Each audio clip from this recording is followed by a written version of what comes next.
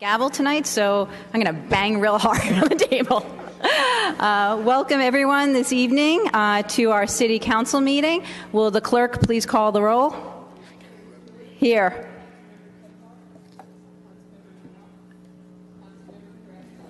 Councilmember Siemens. Present. Councilmember Smith. Here. Councilmember Schultz. Here. All right, thank you everyone. First, I want to say thank you to our city staff for, one, making this possible.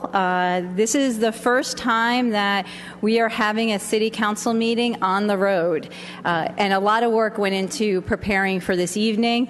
Our rec center here was freshly painted, and right, not even for this purpose, but things happened together, so that was terrific. And a lot of work went for our city TV staff, who are all wearing their orange tonight, so we thank them very much, and the city clerk and the city manager and deputy city manager for making this evening possible. Thank you. I also want to thank Melanie Iss from Crossroads Development Authority and El Comalito, who provided the refreshments for our little reception this evening to kick off Immigrant Heritage Month. So thank you, and thank you for everyone for coming out tonight.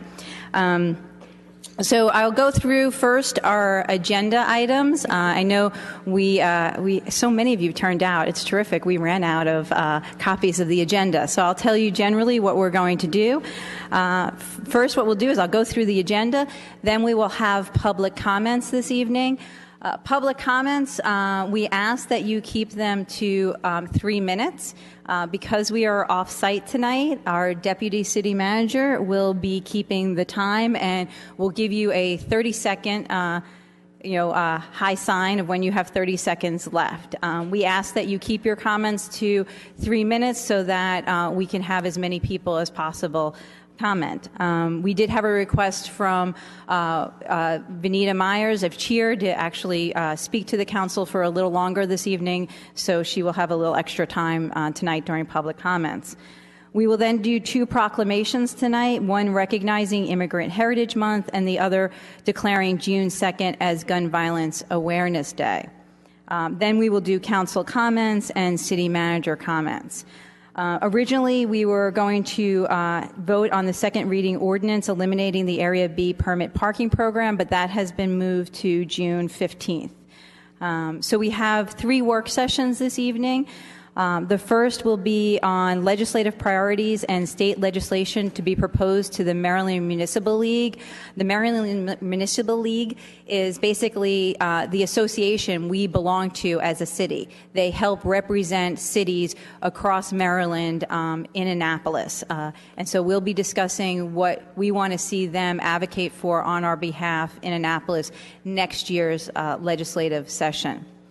Then we will have a follow-up discussion to our community conversation on affordable housing. That will be a discussion of what came out of that meeting in February that we had and what the council is going to be doing moving forward on affordable housing. Finally, we will end with a work session on our proposed revisions to our community grants program this evening. So that's our agenda for tonight. Then next Wednesday on June 8th, we will have a number of voting items. We will be voting on the first reading ordinance extending the owner-occupied group house registration program. We have the first reading ordinance approving the franchise agreement with RCN and a resolution providing for appointments to the Recreation Committee. Our work session next Wednesday, we have 2.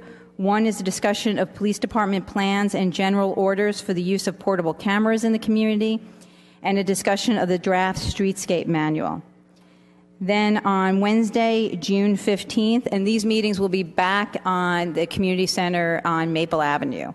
On June 15th, we have a presentation by the Montgomery County Fire and Rescue Services Division Chief of Operations.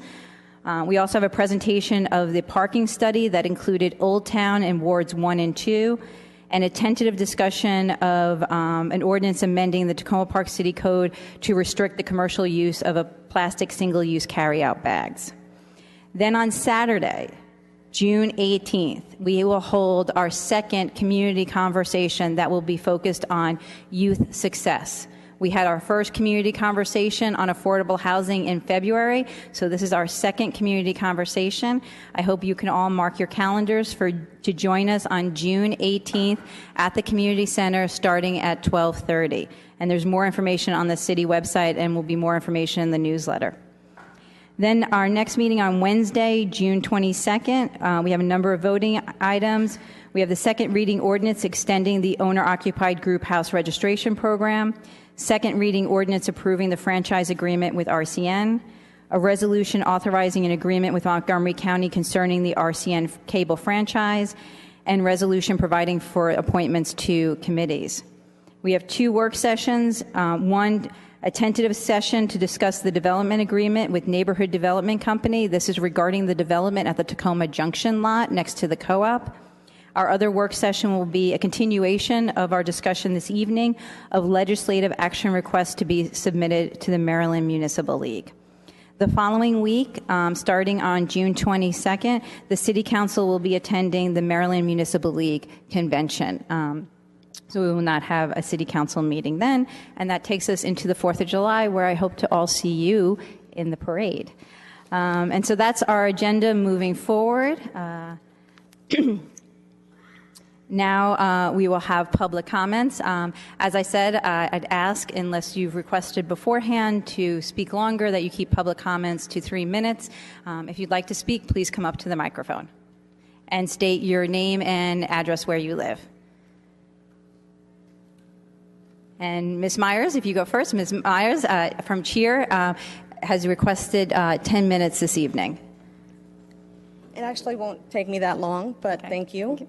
Good evening. My name is Vinita Myers. I live in Ward 4 at 7600 Maple Avenue.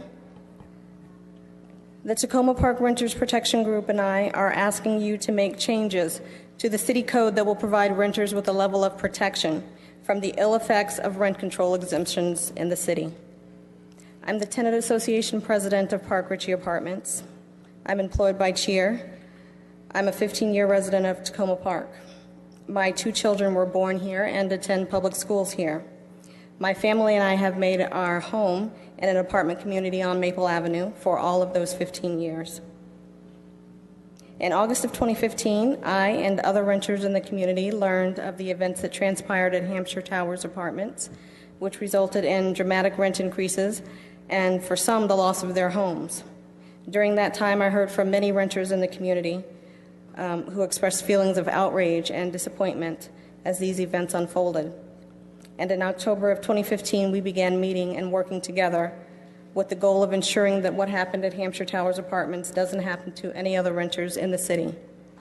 We're asking the City Council to make the following changes to the City Code in order to limit the destructive effects of rent stabilization exemptions on families and neighborhoods in Tacoma Park, and to ensure that affordable housing in Tacoma Park is and remains affordable for all. Number 1, exemptions from rent stabilization require a vote by the City Council, not by administrative action. Residents of the affected buildings will be notified well in advance of the date or dates that rent exemption applications are being considered by the City Council. Failure to comply with any notification requirements will void the landlord's application. Notification will come from the City of Tacoma Park by U.S. mail. Rent exemption applications will be coordinated with the city's tenant capacity building program and follow a procedure similar to what they currently use for the right of first refusal process, or with another appropriate organization, so that tenants can make informed decisions and take actions in response to the application, such as petitioning the City Council. Number 2, rental properties with rent stabilization exemptions must continue to report rent levels for each unit to the city annually. Number 3, when a building is requesting rent stabilization exemption, it must be clear about any alternate rent limitations that are being put into place. For example, a statement that rents will go to 60% AMI is insufficient information. Actual amounts should be listed so that tenants and their elected representatives understand clearly the amount of increase.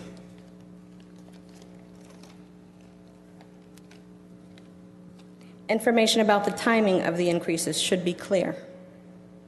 The city will determine a reasonable amount of time to routinely review that rent levels are in compliance with the alternatives granted by the exemption, enforce the agreed upon rent levels, and impose penalties if the rent exemption agreement is violated. For example, the building will revert back to rent stabilization.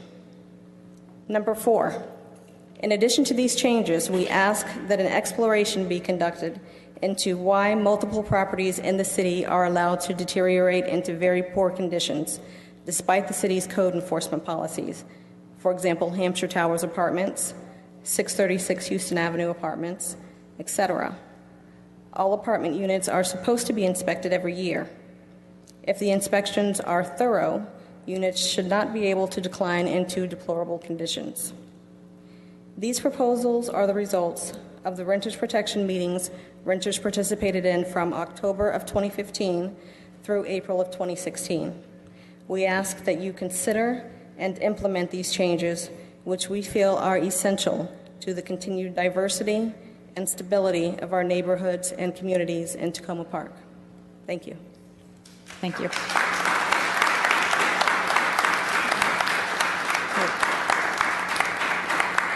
Great. Thank you, Ms. Myers, and everyone else who participated in the meetings. I'd just like to mention that the letter has been sent to the City Council, and the City Clerk has it, and we can make sure it's also available for people to see. Good evening. My name is Jim Hahn. Thank you for the opportunity to be here. I'm here to speak on behalf of continuing the Area B permit.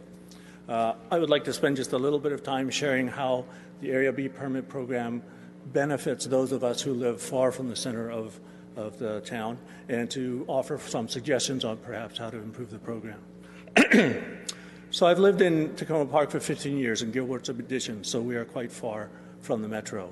I live with my wife and 2 kids who attend Piney Branch and Tacoma Park Elementary School. Because the school buses come so late that we are not able to get to work on time if we waited for that, what we do is we take them to before school care, and then we park in the area with our Area B permits and continue to finish our commute. Without the Area B permit, we'd essentially have to backtrack, come back.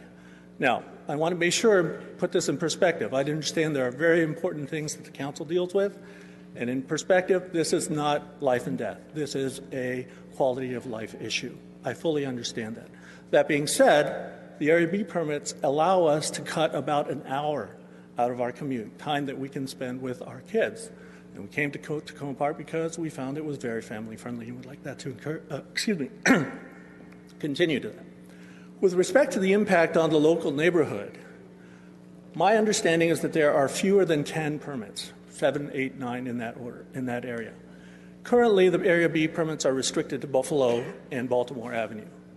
It seems to me that if we were to expand the area without expanding the number of permits, for instance, if you were to consider Willow, Holly, Tulip, all those streets between 410 and Eastern Avenue, you could easily put 1 car or 1 permit per block across that area without creating a significant impact on the local residents. So I understand it's a quality of life issue. My understanding is that you are trying to do your best to manage public resources, which is what on-street parking is. And so I just ask you to take into consideration the fact that those of us who live farther away from the center would have to have, who often don't, we feel, my wife says sometimes, this helps her feel more connected to the city because we don't see the patrol cars come by so much. We have street lights that don't work very well. But this, she says, helps her feel more part of Tacoma Park.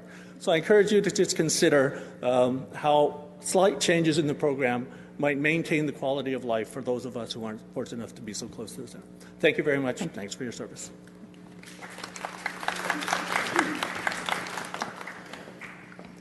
Hi, good evening. I am Danielle Veith. These are my children, Ella and Milo. I'm a local mom residing in Ward 3 in Tacoma Park, and I'm also a local group leader for the Maryland chapter of Moms Demand Action for Gun Sense in America. I am here today to speak about the second annual National Gun Violence Awareness Day, which will be observed tomorrow, Thursday, June 2nd. Millions of Americans in cities and small towns from coast to coast will come together again this year to wear orange in honor of the victims and survivors of gun violence and to fight for a country where every person can live free from gun violence. It's a simple statement, but when all of us act together on a single day, every social network, television, chamber of power, and town will reverberate with our call for a future free from gun violence. So, a lot of people ask, why wear orange? On January 21st, 2013, Hadia Pendleton, a 15-year-old high school student from the south side of Chicago, marched in President Obama's second inaugural parade. 1 week later, Hadia was shot and killed. Soon after this tragedy, Hadia's childhood friends decided to commemorate her life by wearing orange. They chose the color because hunters wear orange in the woods to protect themselves and others. Last year, on June 2nd, 2015, what would have been Hadia's 18th birthday, a broad-based coalition asked people nationwide to join Hadia's friends in honoring her life, plus those of the 91 Americans shot and killed every day by wearing orange. President Obama, Julianne Moore, Russell Simmons, the New York Mets, MTV, Cosmopolitan, Motown Records, Perez Hilton, Sarah Silverman, Jason Bateman, Katie Couric, Talib Kweli, Padma Lakshmi, Questlove, Michael J. Fox, Tony Hawk, and thousands of other individuals and organizations answered the call, taking to social media to show their support. The Wear Orange movement, which was inspired by the bold and creative Chicago teens who refused to be silent in the face of daily gun violence, reached an astonishing 220 million people in just one day. What started out as an effort by Hadia Pendleton's friends to honor her memory has turned into a nationwide movement to raise awareness for all victims and survivors of gun violence. The more cities and towns on board, the louder our call for a future free from gun violence will become. This year, though, there will be over 190 Wear Orange events, including the inauguration of Orange Skylines, with over 130 skylines and key landmarks turning orange. Niagara Falls is the latest landmark to join the Orange Skyline effort. June 2nd really is going to be the brightest and loudest call for action to reduce gun violence our country has seen. In our area, there will be 3 events. Washington, D.C., there's an event at DuPont Circle at 6 p.m. tomorrow. In Frederick, at the Evangelical Lutheran Church at 5 p.m. And in Baltimore, at Carpenters Regional Council from 10 to 4 p.m. And you can find more information about that at wearorange.org or on the Maryland chapter page of Moms Demand Action website or Facebook page. The Wear Orange campaign and National Gun Violence Awareness Day is a collaboration between organizations, including Moms Demand Action, and a number of other national organizations, as well as cultural influencers, political figures, activists, survivors, and everyday Americans who believe that we can do more to save American lives from gun violence. I want to extend, on behalf of Moms Demand Action, a thank you to the City of Tacoma Park, members of the City Council, Mayor Kate Stewart, for your support of this effort, and for all you are doing to honor the lives of those who have been personally affected by gun violence and elevating gun violence prevention efforts nationwide. Thank you. Thank you.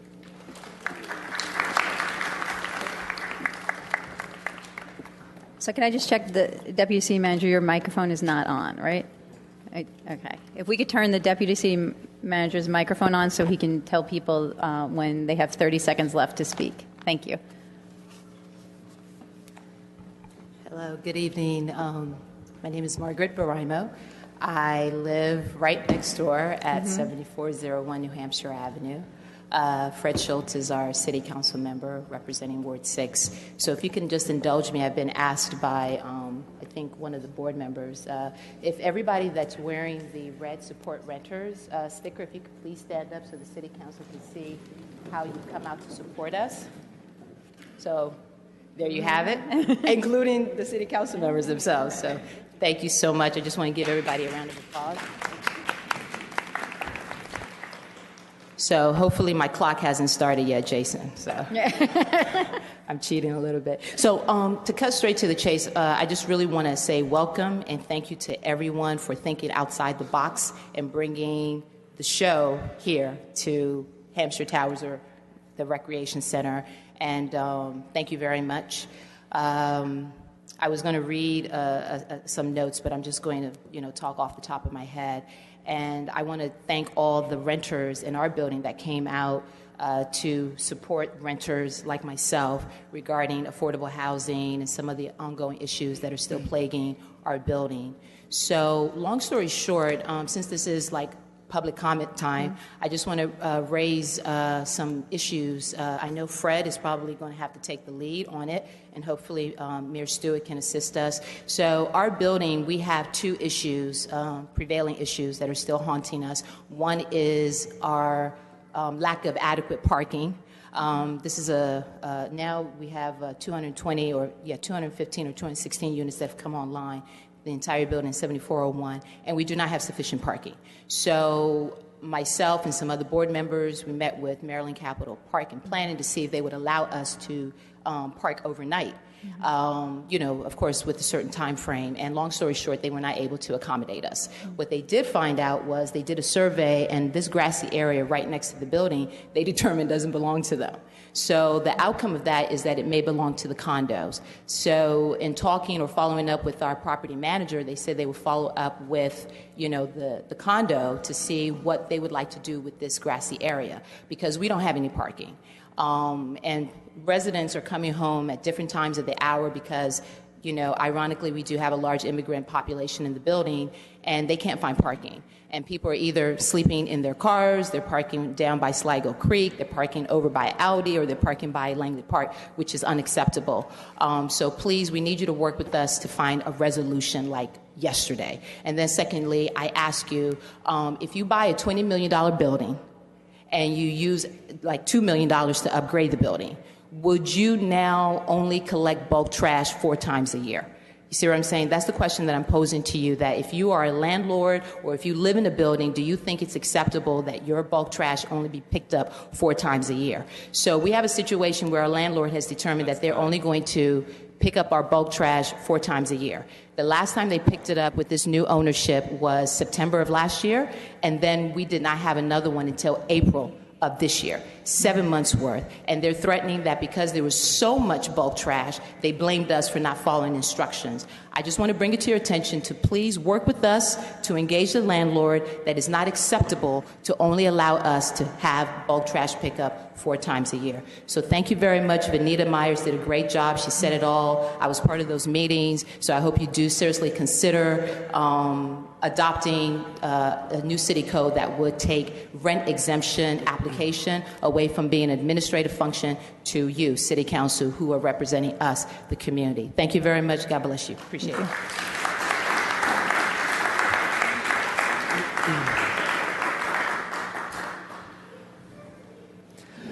Hi, I'm Chuck Thomas, and I'm a renter in Ward 3, where I live with my daughters Grace and Joy. And I wanted to speak with you at some point at a meeting about the issue of bed bugs in our area, and including explaining how severe the problem is and a bunch of suggestions of what could be done about it. But I want to table that for another time, because while starting to get involved in that particular issue, it came to my awareness that there's a much broader issue affecting tenants in Tacoma Park, which I've come to see as really a linchpin for all of these other possible issues. And that is that right now, a landlord is not required to renew a lease after the first period of about 2 years. After that, leases go month to month. And after that, the landlord can, for no cause, terminate someone's lease. This has a chilling effect on advocacy, whether it be public advocacy at meetings like this, or even trying to address with the landlord some resolutions to various problems. I don't want to digress too much into the bedbug issue, but just to explain how I've come to this understanding. Before I started to rent where I'm renting now, where we don't have bed bugs, and I like my landlord, we signed a lease at another building on Lee Avenue, and found out before we moved in, thankfully, that the 9 units in the building were, about 7 of them had been infested in the most recent year and a half. They were traveling through the walls from unit to unit. It was kind of like whack-a-mole. And the measures that could have been undertaken to wipe them out of that entire building had not been done. And again, I only have a minute left, so I won't get into too many details, except to say that the reason that this problem got that bad, and the reason that it stayed that bad, and the reason that I had to get a legal aid attorney to break the lease instead of moving in after having paid for several months' rent, is because people were afraid to speak about it, because they knew that once their leases go month to month, the landlord can, for no reason, terminate the lease on I think, just 2 or 3 months' notice. And there are laws against retaliation, but the only way you could really win that is if you can have a scenario like Jack Nicholson in A Few Good Men, where you can get the landlord to say under oath, "You want the truth? You can't handle the truth. Yeah, I evicted you because you were advocating that I spray properly to eradicate the bedbugs," or whatever the other hundreds of possible issues are.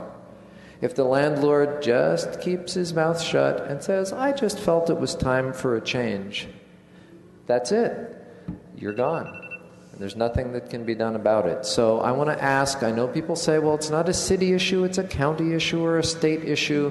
Let's figure out then how we can influence the county or the state and get it so that in Tacoma Park you cannot be you cannot be kicked out of your home unless there is cause, unless the landlord proves that you are doing something that you should not be doing. Thank you. Thank you.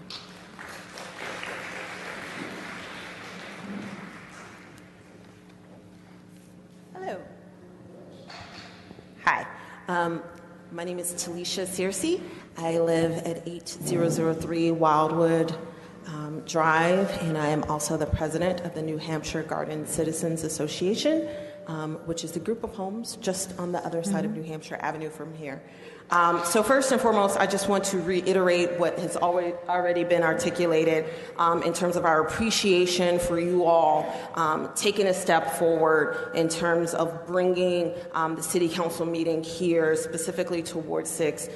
There are a number of folks who sometimes feel disconnected from the city and kind of out in Ward 6 not to be seen or heard from again. And the fact that you all are here means that you care, and so we definitely appreciate that. So in the next 2 minutes, I'm going to try to mention 3 things. So the first item is the owner-occupied group housing registration program. I will say people in our community desperately want such a program to be enacted. It enables neighbors to feel comfortable with knowing who is living next door, especially when there may be a number of transients, populations kind of coming in and out of group homes. You're not sure who's your neighbor and who's just someone that's walking around. It also will help to ensure the quality of the rental stock for those that are living in these homes. And that kind of echoes my second point, which is about affordable housing. You've heard lots of people here, and I'm wearing a sticker too, that it is important to not only provide affordable housing, but it's important to ensure the quality of the housing that is available. It's not just enough to say your rent is low, but I never have to do any upkeep of that property. That's not enough.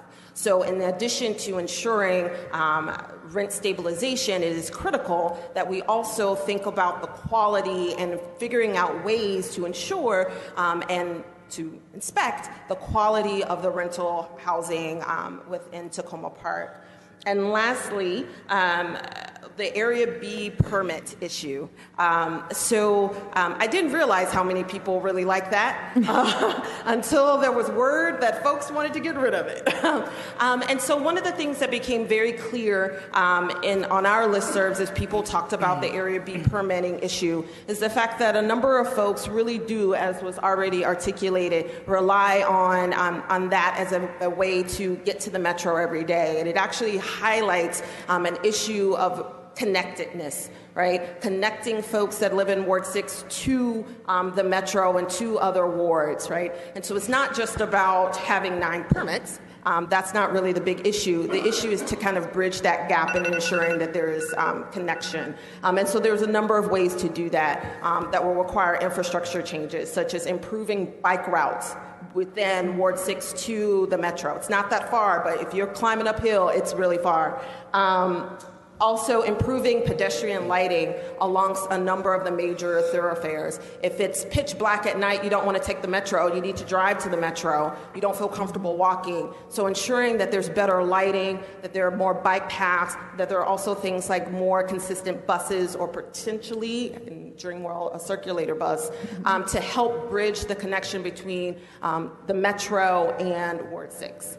So that's all. Thank you. Thank you.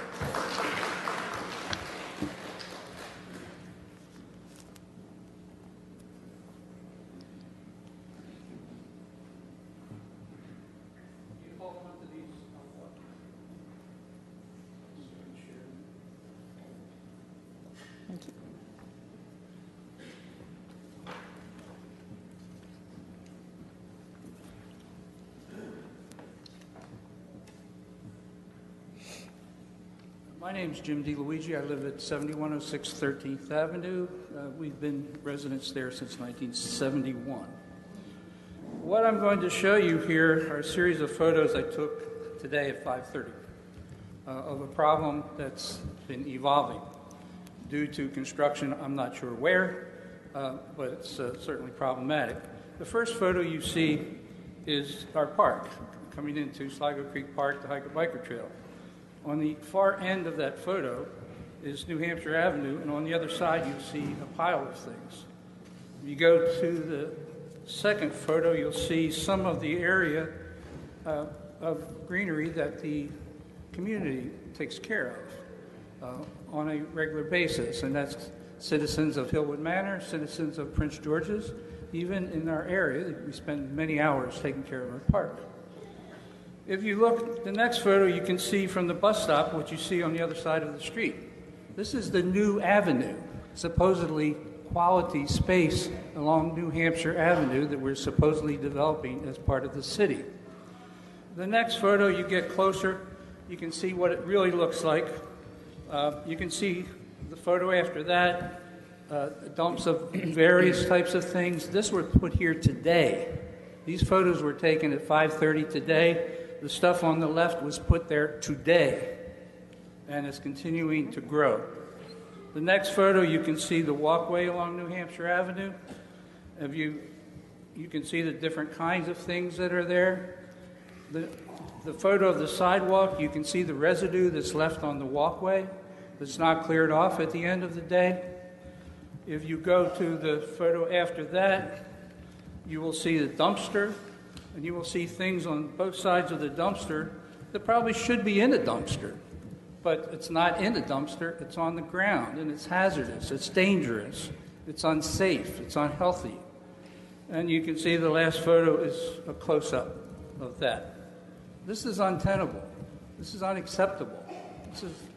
There's no reason for this to occur. If whoever's doing this, whatever's being built, need a place to put things, then they should enclose this space, at least with wooden walls about 6 or 8 feet tall, so that people can't get into this. This is a playground for kids to get hurt, for people to be injured, for things that are just not right. And it's certainly not a new avenue. Second thing I was going to talk about was the community center. I see you've done good things here. Questions, maybe one day you'll update us as to what's happened. We spent lots of money, city money, taxpayers' money on studies. It's been about a year or more. We haven't heard anything. So I don't know what's going on. I thought tonight maybe you'd tell us. And then the last thing, Taco Bell. Mm-hmm. This construction that we're looking at here on New Hampshire Avenue, the photos I've showed you, I don't want to see that happen with another construction site. And I want to see this one go away. So whatever you can do, we greatly appreciate it. We'd like to keep our park looking nice. We'd like to see a welcoming environment for people on riding their bikes, walking, pushing their strollers. We don't want to see trash. Thank you. Thank you. And thank you for bringing this to our attention. I'm sure the city manager will be looking into this. And we will be having an update tonight on the rec, so I hope you can stay for a little bit. Good evening. Thank you, Council, for being here. My name is Queenie Featherstone, and the reason I saw your sign there, so I knew this was the place for me to be. 6 years ago, I resided in Tacoma Park for 40 years, of course, in Belfort Towers on the PG County side. Why I say 6 years, I'm now homeless. I'm an American law-abiding citizen, tax-paying citizen, single woman. I have no children. I'm not on drugs. I'm not on alcohol. And I work for Montgomery County the school system. And there's just no help or no housing for a single person. I am a happy senior citizen, but I'm not 62. Even with a hearing disability, you have to be 62. And I'm not 62, but I am a senior citizen. I'm not asking for a handout. I know rent cannot be $50, $100. I know water costs, light costs, electric costs. In March, I was forced to go to the Montgomery County side of Gaithersburg, where I applied for an efficiency. They approved it. They said, go to social service for security deposit. I was told I could not afford that. Stay homeless or rent rooms. Rooms start at $600 to rent a room. I have to be concerned about my safety because once I take my hearing aids out, I'm not hearing. Again, I'm not asking for a handout. I need help or where to go or who to turn to. I sleep in my car, take a shower at the gym, and I go to work happy every day. No one would know my case because I'm not displaying it. I gotta work, I wanna work, I need to work, but now I just don't know what else to do. So this is the reason why I'm here. I cannot continue to stay like this. I don't want to. I want to work and pay rent somewhere, live somewhere. That's home. Thank you. Thank you.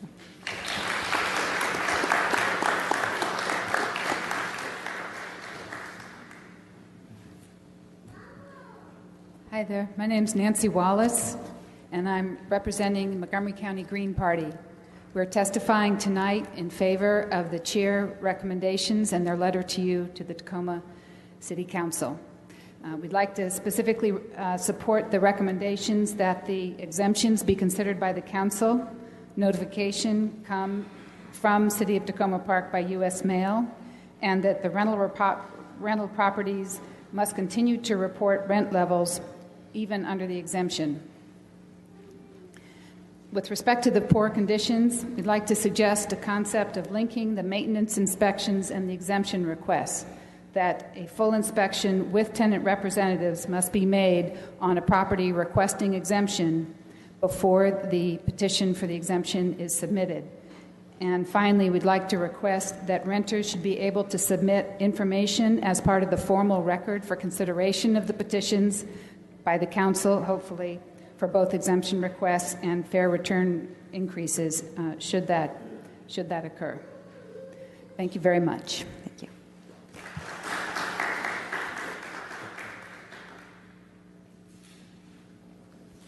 Good evening, council members and mayor. I'm Melanie Iss with the Tacoma Langley Crossroads Development Authority. We're the business association that's here in the Crossroads area. And I'm very glad that you all came over to the new Ave for this meeting and appreciate the support of the council for the business association. We're doing something very exciting this summer, and I'm particularly happy to have a chance to tell Ward 6 about it. We're having a summer series of free movies and concerts on Holton Lane in a parking lot across from our big mural. And I have flyers here that I want to distribute. All of the choices are family friendly, and there's two events a month in June, July, and August. So I encourage you to come out, and the city is co-sponsoring this with the CDA And I hope that you may come and have dinner at one of our local restaurants or carry out from one of the carry-out places there and see that it's a pretty safe area with a lot going for it. The other thing I wanted to address Ward 6 about is the CDA, which is what I call the Business Association, has adopted New Hampshire Avenue from the State Highway Administration in 2013. And 4 times a year we do cleanups along the roadside. We're always short of volunteers, and it's not difficult work. It's an hour and a half on a Saturday morning, and we give you refreshments afterwards. It's basically picking up trash and recyclables, and it's 5 to 10 people can do a fantastic job. So we have one coming up on June 18th, the same day when you're having this conversation. So I have flyers that I brought. There's some out at the desk. I'll pass them around. I didn't bring enough, but just wanted you all to know that we do this. It's part of our mission of maintaining the area and trying to make it better, which is part of why we're doing this summer concert series. It's why we did the Diwali Festival. We're trying to promote awareness of the Crossroads as a good, competitive, interesting, dynamic place, and hope you will come out. Thank you.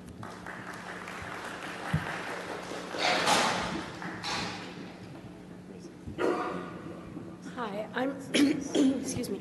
I'm Priscilla Labovitz. I live in Ward 1 on Birch Avenue, and I appreciate the mayor and the council deciding to have this meeting here at the Tacoma Park Rec Center, for bringing themselves and for bringing all of us here. The rec center is a poor relation among the recreational facilities in Tacoma Park. I think most people don't know that the city doesn't own this property, that Maryland National Parks and Planning does, and that Montgomery County, which doesn't operate rec programs here, gives a small stipend, an inadequate stipend to the city to run the rec programs that we have here. I hope while everyone is here, you'll walk through the building and see that there are only 2 rooms of any size for classes, for the after-school program, for meetings, for parties, for any use, and ask you to think about, perhaps compare it to the community center next to the library in Tacoma Park, where a lot of money has gone. We know that the city doesn't have a lot of money that it wants to spend on capital projects right now, that the money we have has been committed to other things, and there are other tax considerations. But in the long run, I hope that all of you will think about this side of town, how it does not get, and its residents are not treated the same way that those of us who live on the other side of town are.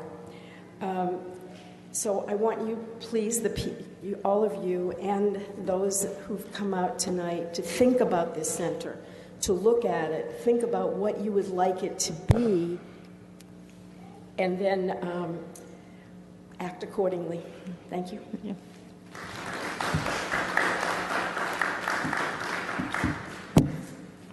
Hello again. I promise I'm not double dipping. I'm just here to bring up John Wilkinson, who's a resident at Hampshire Towers.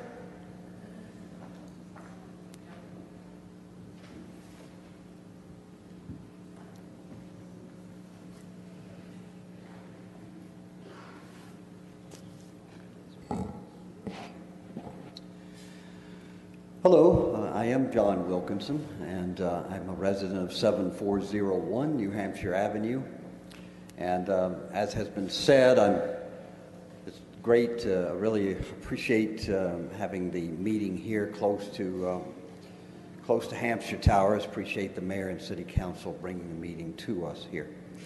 I just kind of wanted to reinforce what our wonderful president has said, Margaret, and I also thank her for her leadership and strong leadership that she has provided in bringing so many of these issues to the forefront. But I wanted to reinforce the issue of the bulk trash, because I've been a resident of Hampshire Towers for almost 37 years. It'll be 37 in October.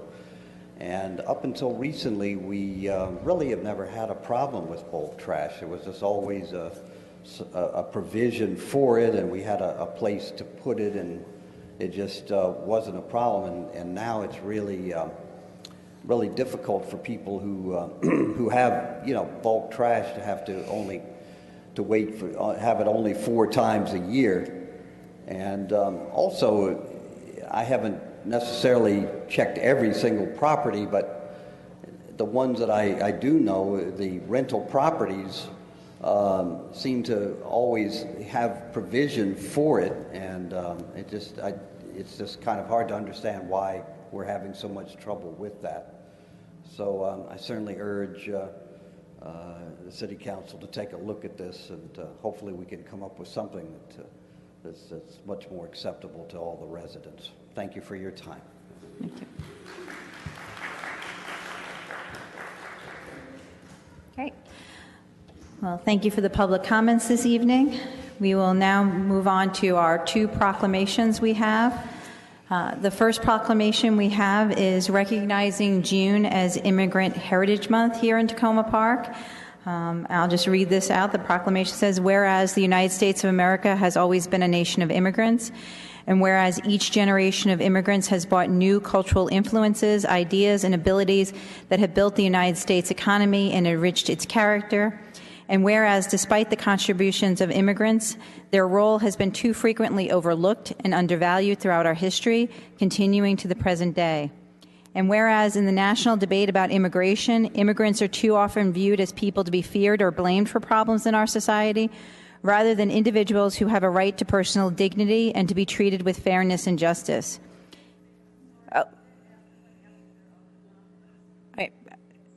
Mary Jane, can you just wait till I finish? Thank you, Ms. Machui. And whereas the City of Tacoma Park has a long history of welcoming immigrants and working to build a caring, inclusive, and strong community which celebrates its diversity, and whereas Tacoma Park has many long-term and new immigrants residing in the community and takes pride in being a place they call home, now therefore I, Kate Stewart, Mayor of the City of Tacoma Park, Maryland, on behalf of the Council, residents, and staff, proclaim June as Immigrant Heritage Month in Tacoma Park and urge all to celebrate the opportunities we have to learn from each other as our neighbors. And so I hope throughout the month of June and every month we remember the importance of immigrants in our community.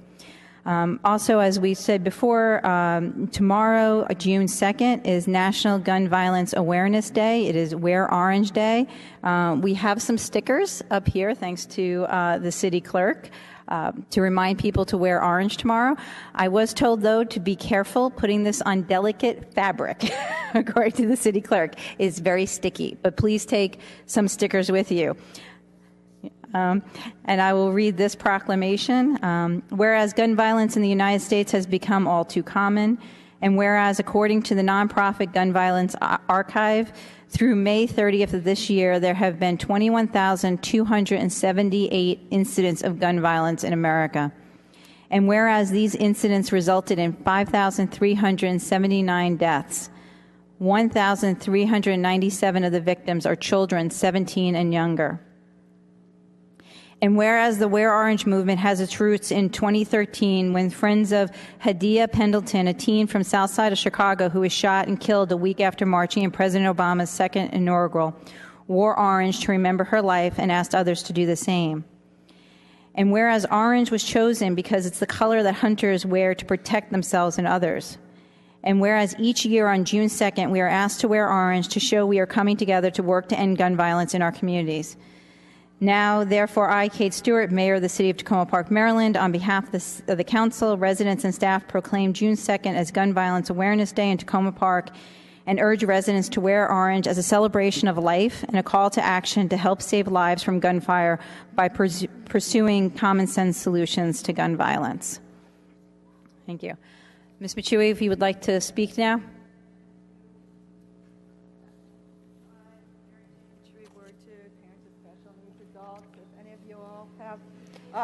Adults loved ones with developmental disabilities and or severe chronic psychiatric disabilities, please see me. We have formed a group. It's been for about a year in Tacoma Park. We're advocating for housing, jobs, recreation, and just self-respect and identification as a group.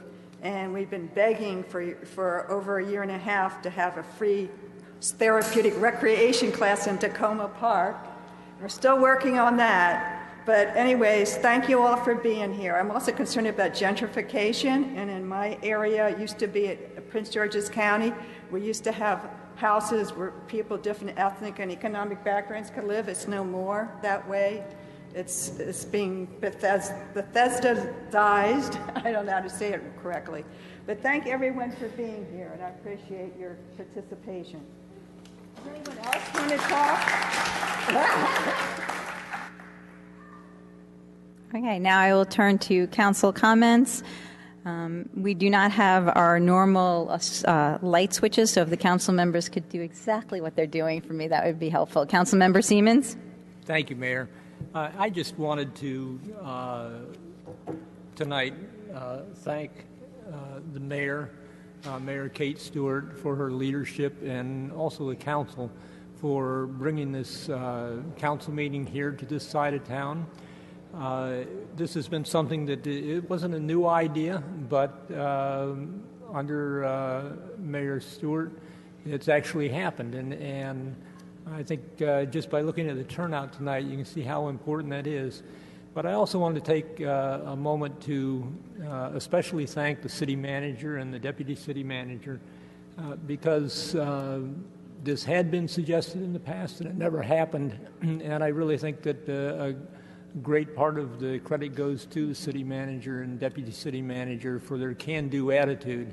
There were a lot of obstacles to overcome to bring this here. And I personally really appreciate the work that made it happen. Thank you.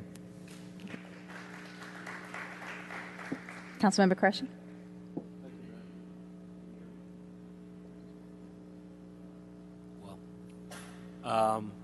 Is that better? Yeah. All right. I also want to thank the city staff and the mayor and all those who have been involved in the effort to have this meeting here. This is great. It feels closer to my house because I don't have to go through the junction, not to bring up any sour subjects, but I appreciate that. I support renters as a renter myself, so thank you all for coming out here today, and also want to thank Ward 3's own Danielle Veith on the gun violence initiative, and I was able to find one orange tie amongst 400 attorneys in my office today, so thank you for that. Mm-hmm. Just a couple things. I had an opportunity today to go up to the Junction parking lot to check out the Tiny Home Lab, which is there in the parking lot. It's going to be there every day this week between 5 and 6 p.m., so tomorrow and Friday is another opportunity. You should definitely check it out. It's a really cool family who are going to be featured on PBS, and they live in this little tiny house with their child and their 2 cats, and it's pretty incredible. And it's they say it's even better than living in a normal home. So I found it a very relevant exercise for myself as we come off of the affordable housing community conversation. One of the many suggestions that came up in the context of that discussion is how do we create zoning to allow tiny homes on our lots and properties throughout the city. So it's something worth taking a look at. As I was up at the lot today, and this occurred to me, and a couple residents have reached out to me too. I'm starting, and we just came off of Bike to Work Week. I'm starting to think about the surges of the metro, and we have one that's going to impact us from August 1st to August 7th, and then October 10th to November 1st. And I thought it would be a good opportunity if we could consider it to make the city lot a location where folks can meet up for carpooling purposes or for bikers to congregate so they can create their bike gangs to go down Kansas or however they get into D.C. I'd like to explore that issue a little bit more, but I just wanted to raise that.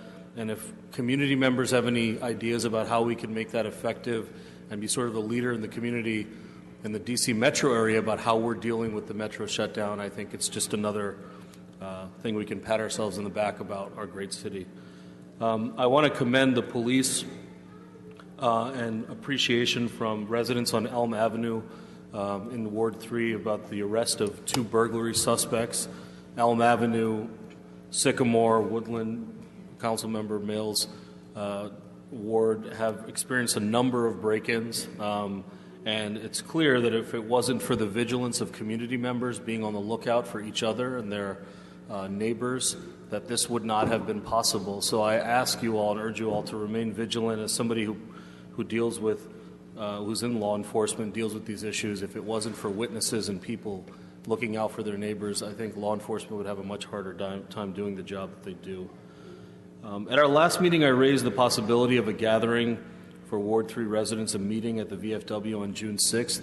That date has to be changed. The VFW kicked me out, so I'm going to be trying to find another date. So I will alert the community about that when that date becomes available. 2 more things.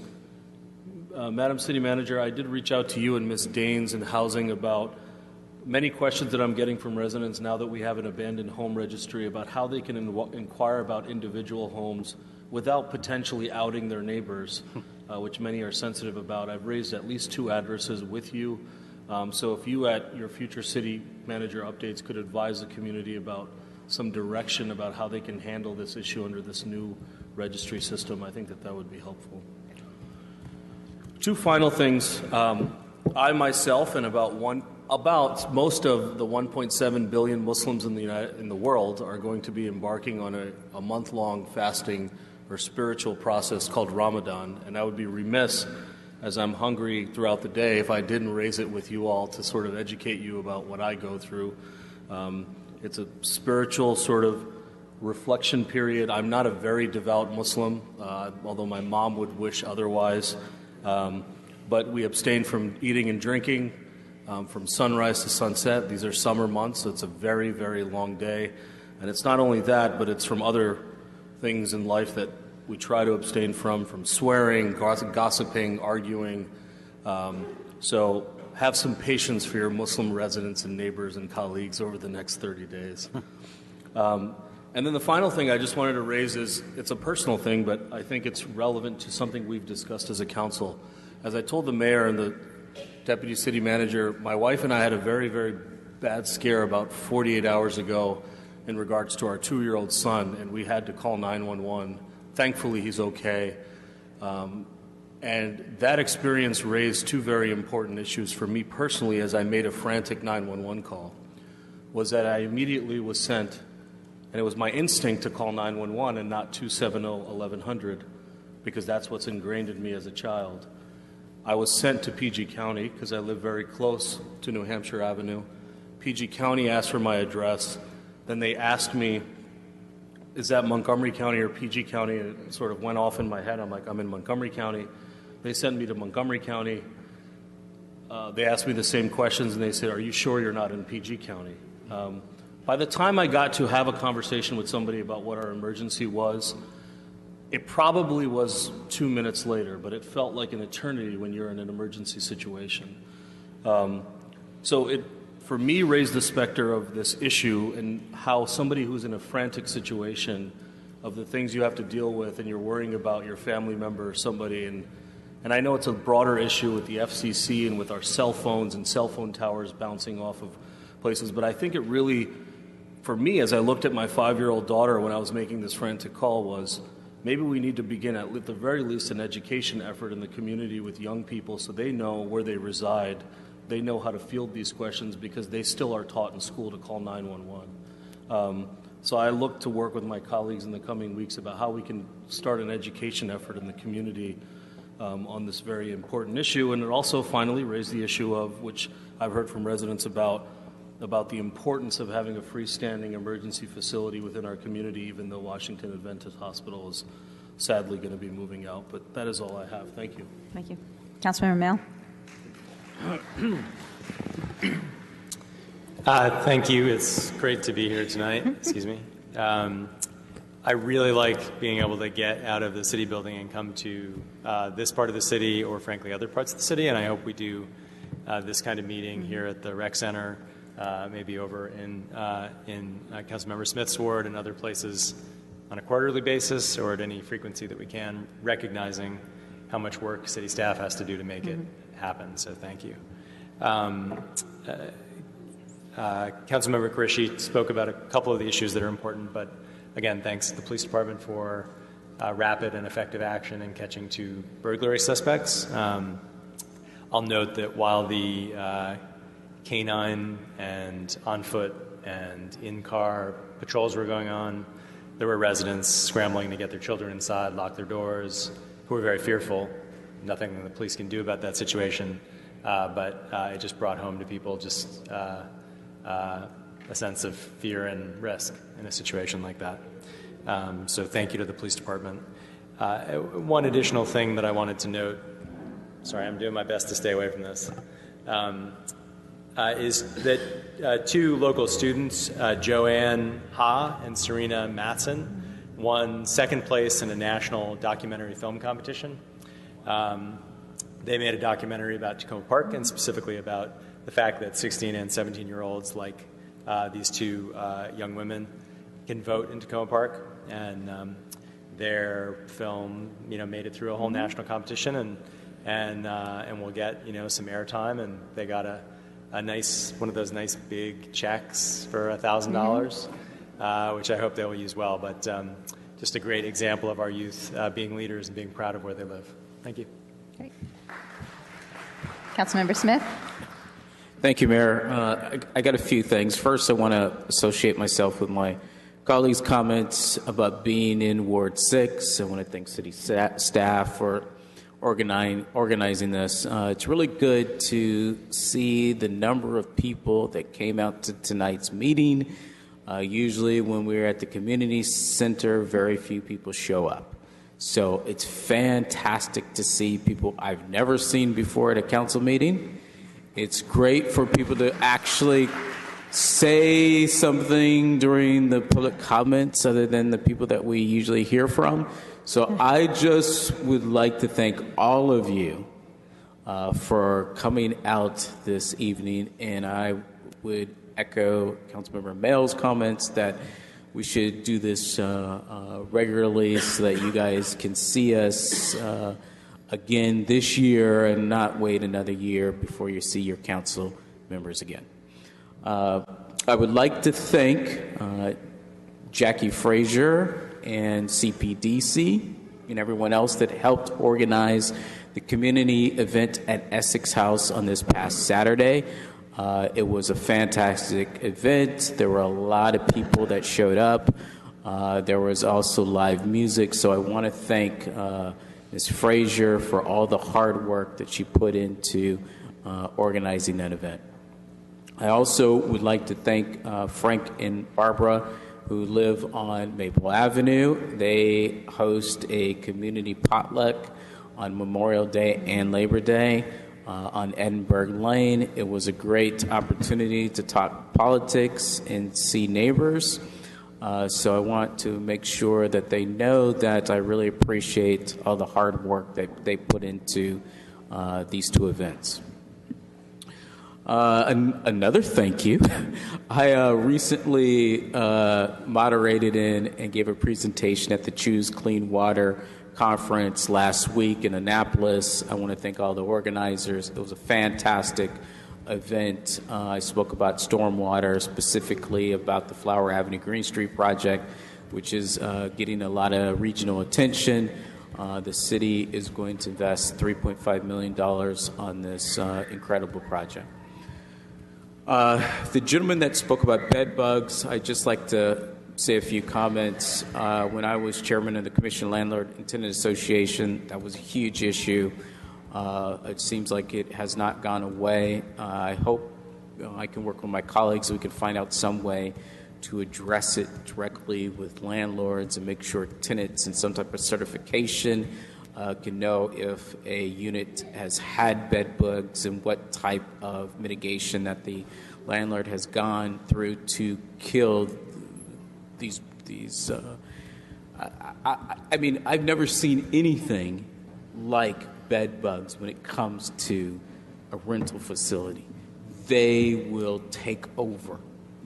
And if you do not put the resources, the money into it to kill them, and I'm talking about in the entire facility, not just one apartment, all the apartments, every tenant will have to go through this horrible situation. So I've seen many pictures of residents with bedbug bites.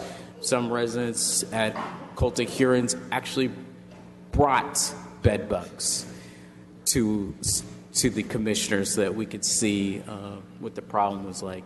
So I empathize with that tenant that spoke about the situation. I hope that we can devise some type of policy so that residents know if you're going to rent an apartment, whether or not that apartment has had bedbugs in the past, some type of disclosure, like when you buy a house, the potential buyer must know that there's certain things that have gone in that house. So I hope I can work with my colleagues on that. I think Councilmember Qureshi's idea about a slug line over by the parking lot that is owned by the city during WMATA's safety surge. Thank you. I think would be a great idea. Maybe we should have staff talk to Uber and Lyft. They do have a pooling type of service that users can have, and maybe we can have Lyft cars and Uber cars in front of the parking lot so that they can pick up people that are going to the respective metros. And finally, last week or 2 weeks ago, I was recognized by the Maryland Municipal League for my membership on the Legislative Committee. This committee is extremely important for municipalities throughout the state. We try to help to make sure that the General Assembly does no harm, but also we try to help the General Assembly members pass legislation that we think will be helpful to municipalities. And then one last thing, I was once again elected to the executive board of the Montgomery chapter of the Maryland Municipal League. So thank you very much. Thank you. Councilmember Schultz. My turn? Yeah, then. The mayor's kindly decided to save the best till last. Thank you. I want to welcome everyone here tonight. I'm so proud that we have such a big turnout. There's a turnout here that is larger, way larger than we normally have at city council meetings at the community center. I could probably count on one hand over the years the number of times we've had this many people show up at the community center. So congratulations to all of you. And I hope that I think this is a demonstration that Mayor Stewart's idea of moving out into the community is a good one, and I hope we can at least meet in this gym at least once a year, perhaps, if we can do that. You can meet here more often than that if you want, because it's not very far from my house. On a more serious note, though, one of the things that happens when you bring the city council to the community is that we get the opportunity to hear about some very serious problems that people are concerned about and who might not otherwise take the time or have the ability to come and speak. And so I'm grateful that we had a chance to hear those. I'm most deeply disturbed about hearing about Miss Featherstone. Is that your proper name? Miss Featherstone's Queenie situation of having to living in her car, but while having a full-time job with the Maryland Montgomery County Public Schools. It's outrageous that such a situation should exist. I hope that the city can meet with you. I can't promise a solution to here tonight, but I just want you to know that you're being heard.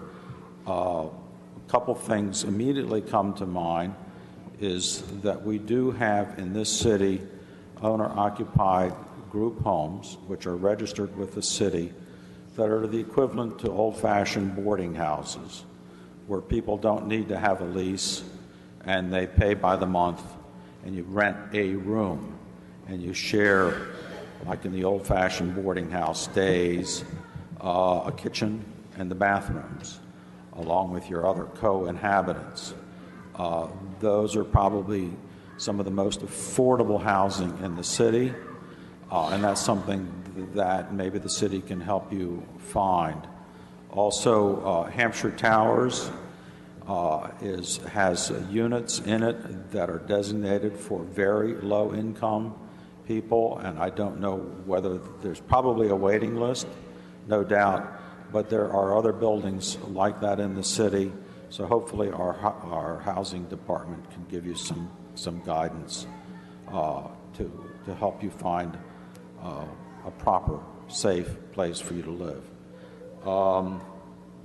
In regard to Ms. Myers' statement at the beginning here, I want to say that all of us have had on the City Council the opportunity to read what she was speaking about here tonight. And having read it, I frankly feel that what I'm hearing makes a lot of sense.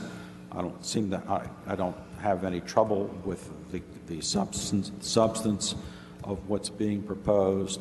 I look forward to the City Council having a chance to take it under consideration and to get down to the brass tacks and understand it. And so therefore I want to thank the committee, the ad hoc committee that got together over the last 6 or 7 months to work that out.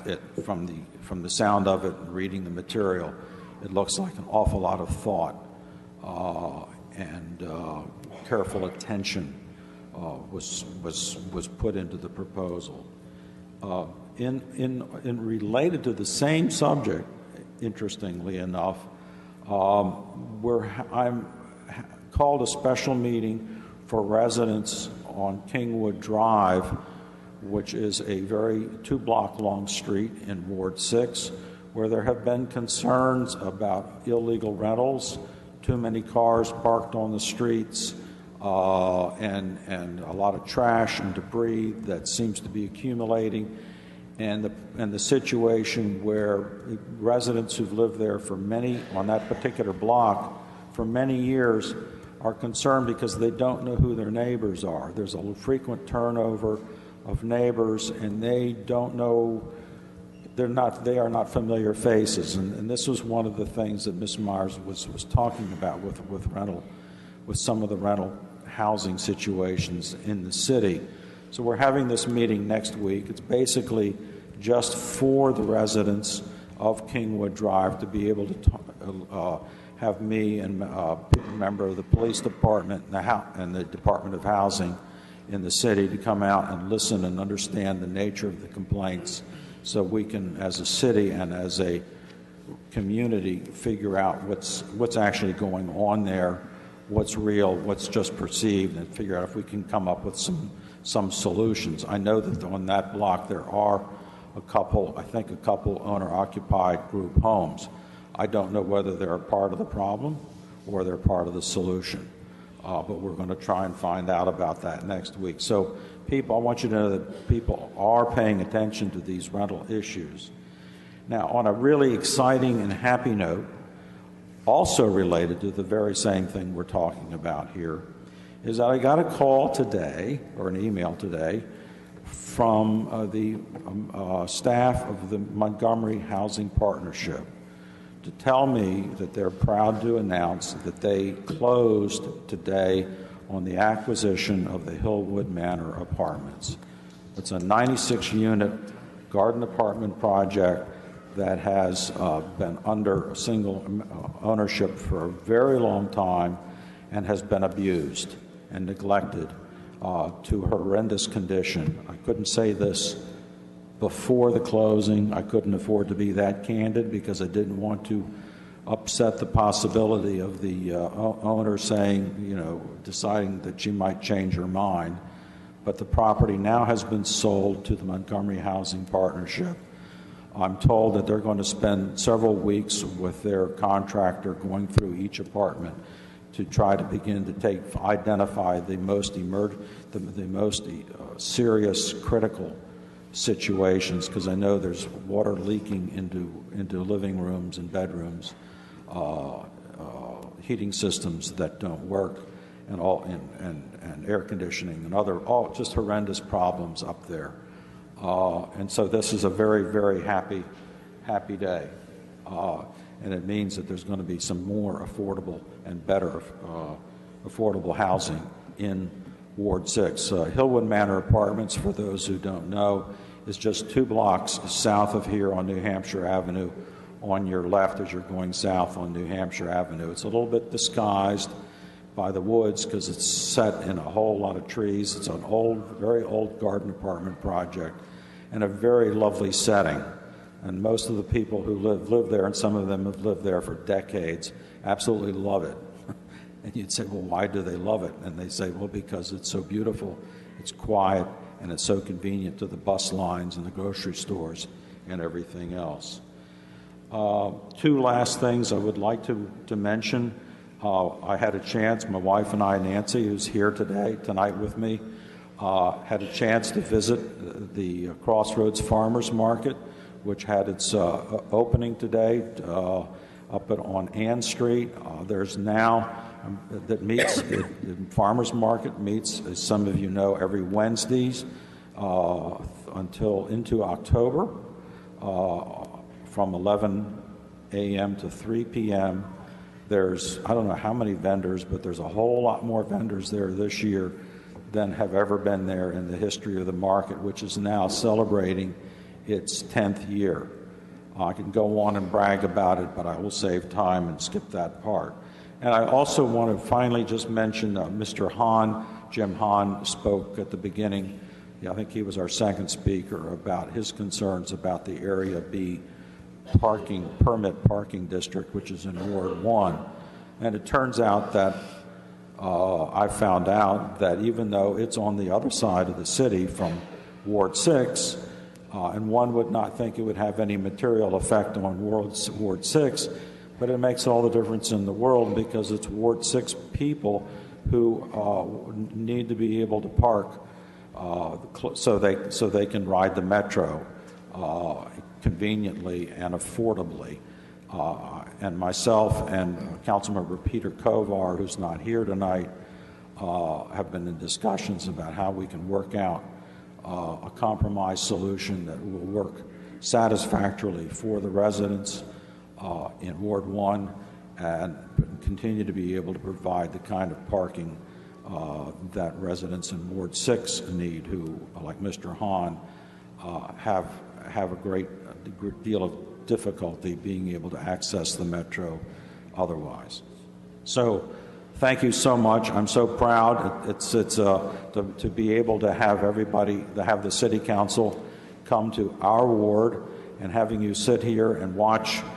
Many of you have never probably attended a City Council meeting, and so now you're getting to sort of find out, well, what the hell is it that Fred Schultz does every week when he goes down there and represents us? So some of you are getting a chance to see with your own eyeballs what happens, and I hope you'll show up for more meetings and continue to make your feelings and concerns known. Thank you. Okay. I just want to let the folks know who are sitting in the back, if you want to move up, there are some seats up front that people have vacated. I have just 2 quick updates. On Friday, I will be at Blair High School speaking to a group of sophomores in the government class there, and that I've also met with the principal of Piney Branch Elementary School last week, so that we can plan next year for a 4th grade essay contest, If I Was Mayor, and the winner of that contest gets to be mayor for the day, basically. Wow. Yeah. Is that how you got the job? Yeah. And we spent a good deal of time together last Thursday morning thinking of other ways that the city and our schools can work more closely together in the upcoming year. So I look forward to that. City Manager? Thank you very much. I'll try to be quick here. Firstly, I do want to acknowledge the rec staff, the city TV crews, and other folks for their work setting up here today. Not related to this meeting, but the recreation staff has done some work in cleaning up this building, trying to spiff it up. They've done new paint. They have installed some ADA accessible front desk. We still have some ADA improvements to make in the building. Then they purchased new equipment, such as a basketball shooting machine, a ping pong table, dumbbells, medicine balls, and an adjustable bench for weightlifting. So for those of you who are not familiar with this building, please be familiar and use it. It's a great resource. I've also been continuing our conversations with Piney Branch Elementary School and MCPS facilities about the expansions efforts needed for Piney Branch Elementary School because of lack of classroom space, while also either preserving the swimming pool there or dealing with it somewhere else. And so we're keeping our pressure on. The Carroll Avenue Bridge project, we'll get an update tomorrow after the next project team meeting. They still believe they're on schedule for closing on Monday, June 13th. So when the Carroll Avenue Bridge closes for reconstruction, there'll be detour routes throughout the area. Signs are installed, getting ready to be shown, have the coverings taken off. City staff is still doing some work on some sign installation and markings. Wanted to follow up on a couple comments people made on the 911 system. Today I was at a Chief Administrative Officers meeting at COG, and we did have a discussion about the 911 next generation efforts, because the kind of problem that you mentioned happens in many locations. And as people get used to wanting to send text or video as part of a 911 call or between jurisdictions on a 911 call, we need to have the facilities to do that. So I'll send some information about that. Obviously, there's education that needs to happen tomorrow for people who are dealing with situations right away, but I was pleased to get a briefing on that today. Similarly, Paul Wiedefeld of Metro was at our meeting today and talked about the efforts. He wants to make sure that people recognize that it's like a full-scale military pressure exercise to do this surge work. And I think I like the ideas of every jurisdiction trying to figure out whether it's the carpooling or some other efforts that we can do community-wise to survive the time. I did have a delay on Metro getting to the meeting today, so it started. But also, he wanted to kind of make sure that people recognize that when this work is done, Metro's not going to look better. It's simply going to be track work done, some real infrastructure work, safety issues dealt with. It's not going to be cleaner, brighter, bigger. That's something to come in the future. So you wanted to make sure that people share that information and understand that they're doing really basic work as part of the Metro process. And I also I did get to go to the tiny house on the lot. If people have a chance to go through and see it, it's really cool. So I'm happy that it's here. That's all. Terrific. Questions? Yes. You mentioned the Carroll Avenue Bridge was currently planned to be closed on June 13th? That's correct. And that's for the duration of the work? Yes. Okay. I would like some clarification then on how the detour is going to work on Independence Day. Okay. Since the parade goes down Maple Avenue, okay. And I know part of the detour route is through Maple Avenue. I will find out. Thanks. Terrific. Now we will move on to our work sessions this evening. The first work session we have is discussion of legislative priorities and state legislation to be proposed to the Maryland Municipal League. And I would like to welcome Michelle Douglas and her colleagues. Thank you. Good evening. It's nice to be on the road. I love this idea. I wanted to start by recognizing the important work that was done by many members, in addition to the entire council and staff, but in particular, individuals who were able to come to Annapolis and play a big role this legislative session. Councilmember Jarrett Smith, as he mentioned, is an important member of the Maryland Municipal League, making sure that issues related to the city are conveyed there and helping to shape the policy. He also attended one of the long bill hearings in Annapolis. Councilmember Kovar also attended one of the very long bill hearings in Annapolis. Susie Ludlow was there, Mayor Kate Stewart was there, Jason was there, Councilmember Schultz was there. So it really takes a team to do the work that needs to be done in Annapolis. And I just want to say thank you to all of you for your work and your time that goes into that 90 days. It's a pretty crunch period of time. We know that tonight you're going to be discussing possible legislative priorities for the 2017 legislative session. So we're here to listen tonight. We know that this is an initial discussion and not necessarily setting priorities at this point, but we're very interested in hearing the issues that are going to be considered. I wanted to take a moment, and they will introduce themselves, but introduce Ann Seacott and Robin Elliott, the two other partners in our firm, who are joining me here tonight. And I know that time is short, so we'll be really quick on our end so that you can have a lengthy discussion. I'd like to touch first on possible steps for the city to take related to the two pieces of budget narrative that were included for the city in this year's budget, included on behalf of the city. And the first had to do with the State Highway Administration and utility companies that come in after a street or a highway or a sidewalk has been newly paved, and the utility company coming in and tearing up a section of that roadway or sidewalk to then do their long planned work. There was concern, obviously, and this is a statewide problem, but the city had the forethought to raise the issue.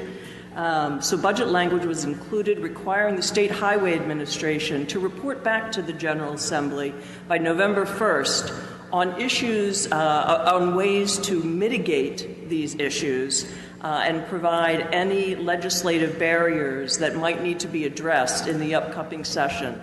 So on that piece of budget narrative, we look forward to seeing the report on November 1st. When we receive that, we will obviously provide it for the city, and we will look to see whether there are any recommendations that need to be enacted legislatively in order to further mitigate the issues. Our hope is, obviously, that through this process that the State Highway Administration and the public utility companies start better coordinating their long-planned projects to reduce the problems that occur by coming behind after something's been newly paved and ripping it up in order to do utility work. So I want to thank the city for your foresight on that. There were a number of jurisdictions that were very eager to see that happen. The second piece had to do with the potential for economic development in the New Hampshire Avenue corridor, which also includes a portion of Prince George's. And together, through this budget narrative, the Department of Commerce, the Department of Transportation, the Department of Planning, and the State Highway Administration are to get together and create a report by November 14th of this year that will report on three items in particular. The first has to do with the potential tax revenue to the state of Maryland and the potential increase in the number of jobs from property redevelopment in the corridor. The second is a review of the cost of the road, stormwater, and utility infrastructure around the needs of the right-of-way to facilitate this redevelopment. And the third is the status of planning for bus rapid transit in the corridor and how it's coordinated with plans for the Purple Line. Now with this, we actually have a recommendation for the city to do perhaps this summer. And that would be to convene a meeting of all of these entities to provide insight into the existing plans and the opportunities that this economic development could bring. We think that doing this can help provide a base of common understanding, help shape the report, and allow for ongoing collaborative discussions outside of agency silos prior to the report being developed. We do suggest that in addition to convening the city's contacts with State Highway Administration, Department of Planning, and Department of Transportation, that an invitation also be extended to the Secretary of the Department of Commerce, Mike Gill, the Deputy Secretary of Commerce, Benjamin Wu, who happens to be a Montgomery County resident, and also Heather Graham, and she is the director the regional director for growth and retention assigned to Montgomery County. You could also consider inviting her counterpart from Prince George's County, since the project spans both jurisdictions. On another topic, given the recent primary election, it is likely there may be some changes in the District 20 delegation in the near future. And as we all know, they're a very dynamic team. We do want you to know, though, that it is common for us to also tap legislators in other committees that are beyond our delegation, committees that have jurisdiction over the issues that are being discussed and debated, and those with particular expertise and leadership roles to advance the city priorities. So we will continue, in addition to working with the District 20 delegation, to help build and reinforce those contacts to ensure that the city's priorities follow through in Annapolis. And lastly, before I turn it over to Ann and Robin briefly just to introduce themselves, and so that we can listen to the issues that you are considering, I want to let you know that after a number of decades in Annapolis, I am going to be paring back my rigorous session schedule. I'm pleased that my extraordinarily talented and experienced partners will continue advocating for the city and your important priorities in Annapolis during the legislative session. I'm still going to be around. I've really appreciated the opportunity to represent the city for many years in Annapolis, and we look forward to continuing to represent the city. We work as a team, and while I'm paring back my session work, I am going to continue the broader work, and I will happily assist the city and Ann and Robin in any way possible. And with that, I'd like to turn it over to Ann Seacott. Hi, good evening. Good evening, everyone. Just for the sake of brevity for folks to know, just a little bit about when you all decided a number of years ago on public policy partners as your representatives in Annapolis, I actually did a lot more work. Councilmember Siemens may remember me. I think you are the only council member who's still around from that time, but of course, Ms. Ludlow has also been around. So I'm very excited to be able to reconnect and be able to do more. Personally, I've actually been lobbying in Annapolis for 25 years, so plenty of experience, working very closely with Michelle for most of that time. But of course, we've been, we're actually getting ready to celebrate our 10th year as a firm. So we have a lot of experience, and we want to get to know you individually a little bit more and be able to represent you well in Annapolis. Robin Elliott, thank you for having us here tonight, partner of Michelle and Ann. Just briefly, like Ann, I have a lot of experience in Annapolis. I think it's going on 20 years now. And my areas of expertise are the state budget process. And so my roots are as legislative staff. So I very much appreciate being here tonight. And we would really love to hear your ideas for the upcoming session. Terrific. Before I open up to my colleagues, perhaps you can also give us an update regarding where we are with the freestanding emergency room, regulations, and what you see as possible legislation in the next session. So as we noted in our closeout of this session, a bill was passed this session that revamps freestanding medical facilities certificate of need process. There were issues raised by the City of Tacoma Park, the City of Laurel, Havre de Grace, and Chestertown. Each had their own unique issues related to hospital closures.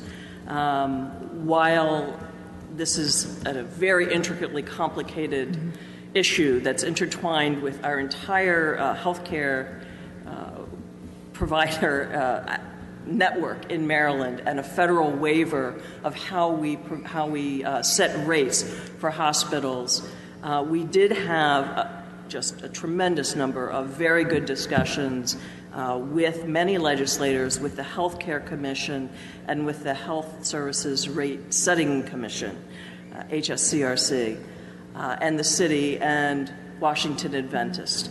As a result of that, and understanding the need and the concern of the city, the Maryland Healthcare Commission has decided to entertain the idea of having an expedited CON, Certificate of Need process, for any hospital that is leaving an area and has recently undergone a Certificate of Need, in order to expedite the opening of a freestanding medical facility if that hospital so desires.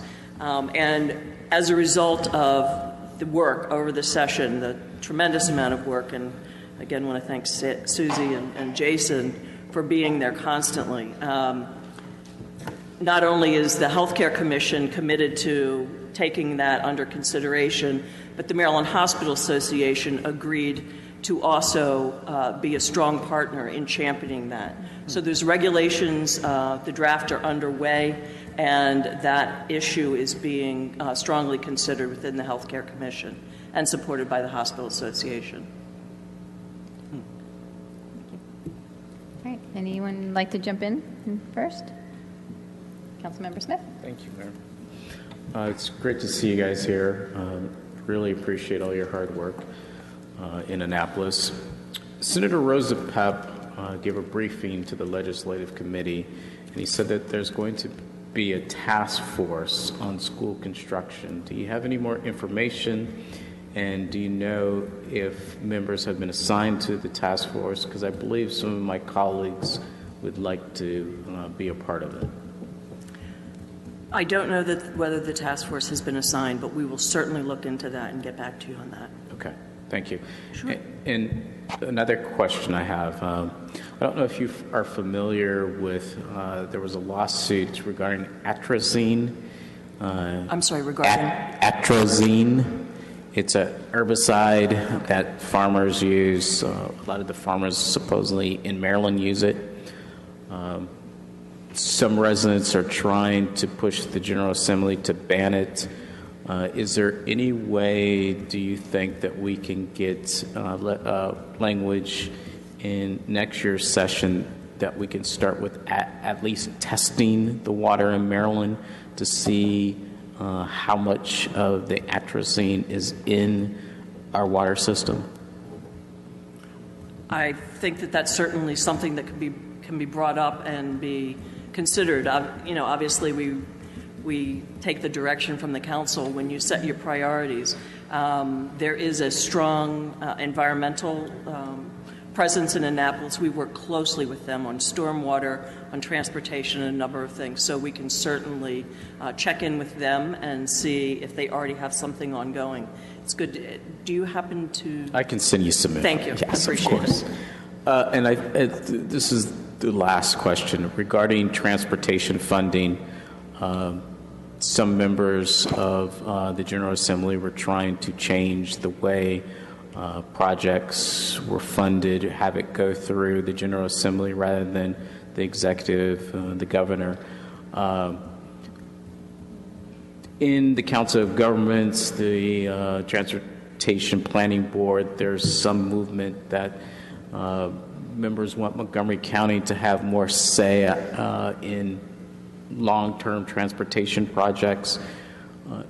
Do you see any room that we could possibly change the way funding is actually done in the state and make the big counties, Montgomery and Prince George's have more say when it comes to long-range planning for whether it's light rail, whether it's heavy rail projects in the two counties? So this past session, there was a bill that was introduced and worked up through sine die, which is the last day of the legislative session. Sorry for using code. The bill would have created an additional oversight panel with the Department of Transportation. The bill as amended and passed on sine die, though, was radically changed, and it was changed to a bill that would have, I think it was 7 members join and provide input to the Department of Transportation in looking at scoring of transportation projects. The governor last week vetoed that bill, so at the present time, and there's some concerns raised by the governor about separations of power having to do with Department of Transportation planning and the General Assembly oversight of that. I think that discussion of that there will probably be a veto override attempt on some of the bills that were vetoed last week. It's not clear yet whether that will be one. I think that we will need to see a little bit further down the line to how that plays out. I'm not sure in the current environment that is something that will be entertained successfully. Okay. Thank you. Councilmember Qureshi. Thanks, Mayor. Thank you, ladies, for being here. It's a pleasure to see you here. And I just noticed that it's kind of cool that there's 3 female lobbyists here. Most of the lobbyists I know in Washington are men. And you've changed the power structure up here. There's more women up here than there are men right now, so it's pretty cool. I just wanted to raise... That was on purpose. Yeah. I just wanted to raise a couple things that you've already raised. I think this idea of fast-track licensing, there's strong support in the community. We've heard from residents about it. To me, if there are other areas that you can identify where you think it would benefit the city in cutting the bureaucracy and fast-tracking licensing as it pertains to municipalities, like the city of Tacoma Park or similarly situated, I think it's worth exploring, because I think people in our community are often frustrated. We love the services, but we're frustrated by the bureaucratic red tape created to do simple things, whether it be at the state level and the county level. And I know that that's not necessarily your purview, but and it also sort of relates to utilities. I think we feel on many occasions that we have limited power or influence when it comes to utilities and them coming into our communities and impacting our daily lives. And we have a number of issues that I can talk to you about, and I'd like to talk to you about, where utilities are coming in and doing things which I think they need to do, but I think it's about creating a transparent process that allows us to have effective advocacy at the utility level to convey what the community is feeling and experiencing by what they perceive as a needed project. I would strongly support, as my colleague Fred Schultz will, I'm sure, raise again, on the development of New Hampshire Avenue corridor. So your efforts there are much needed and something that I personally value very much as we sit here on New Hampshire Avenue. And finally, I know that the mayor has been in touch with you about this, and it's going to be a subject of our discussion. It was a subject of our discussion with many residents this evening, and I know you were in the back, is affordable housing policy. And not only to obtain additional state funding in our efforts to create more affordable space for our residents, but also legislation that's of importance that we should place special focus on and advocate. We look to you to provide some guidance there. So thank you for being here. And I'm happy to say that one of the leaders on affordable housing and other rental related issues is Ann Seacutt. Great.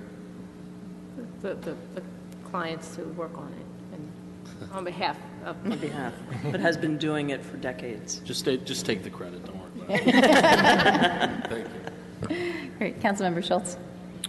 I have two things that I want to raise, but before I do, something personal. that I want to say this before you guys leave, because you'll be leaving before our session's over, and that is to Ann. I know or knew your dad, John, who he and I worked in Baltimore at the Baltimore City Department of Housing and Community Development. That was a long time ago. In the 1970s. I worked there from about 1970 to 1977 or 78, if memory serves. And John was a good friend. I will call him tomorrow and tell him. Would you? And when I was looking, and I knew when you came in, and I thought, that must be Ann, because I haven't seen your dad in that many years. Anyway, let me move on to business here. I'm sorry to off the subject, but it's just one of those moments in time. I'm glad to hear about the study that the legislature has deemed necessary on the, for lack of a better term, the economic potentials for the New Hampshire Avenue corridor.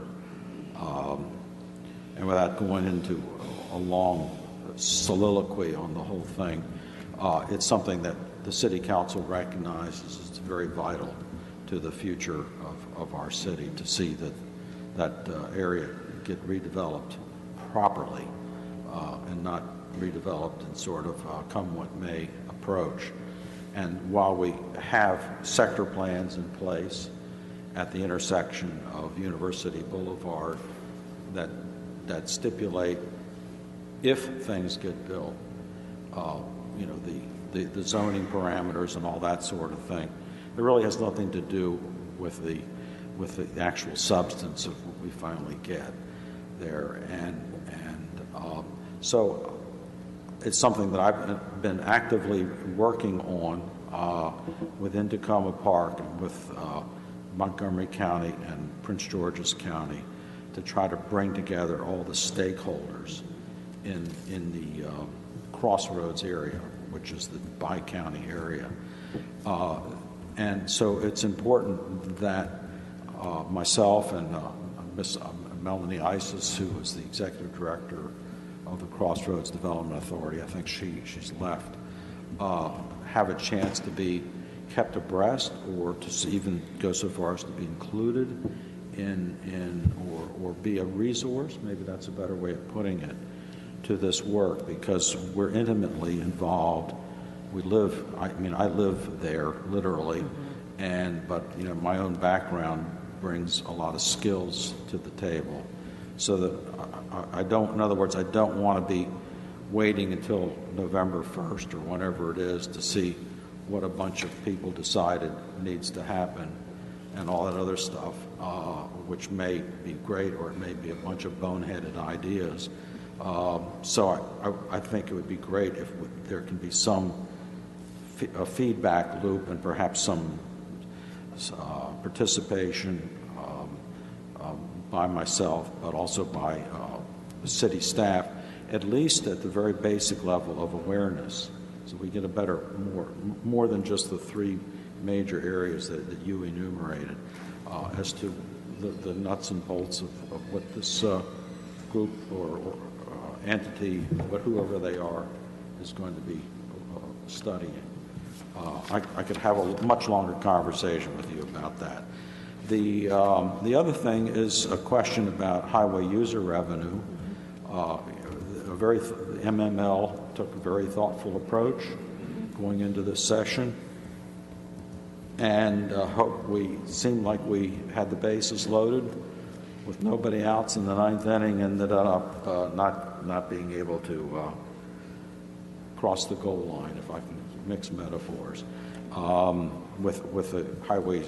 So my question to you is, where do you see it? Do you see the weather vane there at all that suggests where we might need to be headed for the next session in order to be able to bring HUR to get some satisfaction over the predictability of HUR rather than what it is now, which is sort of something that's in the governor's back pocket?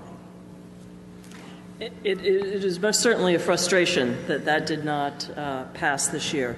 I will tell you candidly that the Senate is very clear that they do not want to revisit the gas tax or highway user revenue formula during this term. I think that MML did a terrific job on the campaign this year.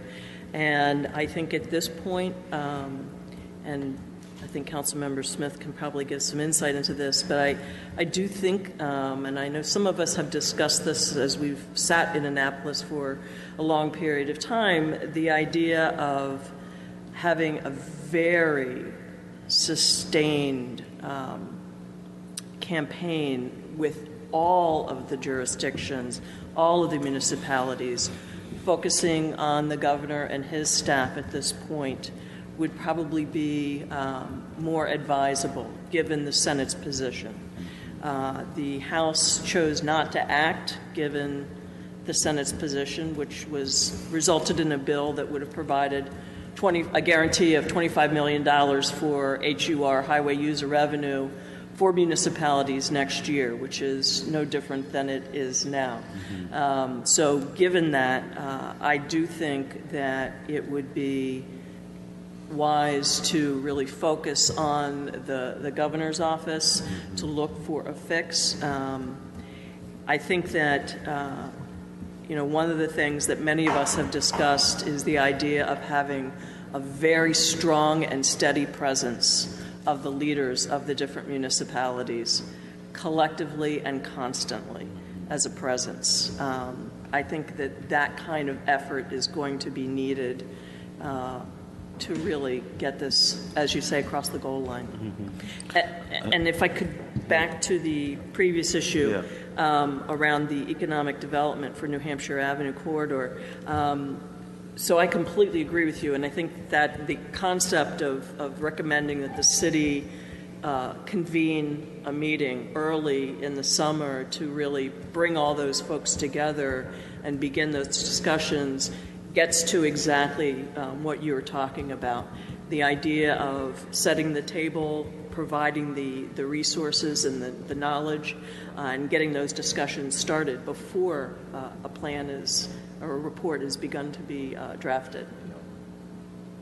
Yeah, I see a need for you and me to have a follow-up discussion. Just one last thing about the HUR. Is the problem in the Senate a matter of who's staffing, who was the chairs of committees and that thing, rather than a sort of say an ideological or a major political issue? No, it is not. The issue is there is a lot of what's the right word?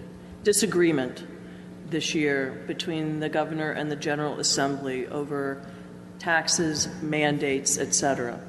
And so given that the highway user revenue is based on a formula a mandatory formula and has to do with fuel tax receipts, right.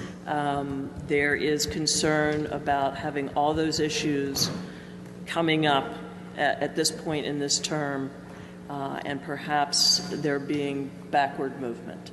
So at this point, the Senate believes that it would be best to not mess with the formula for this term. Okay.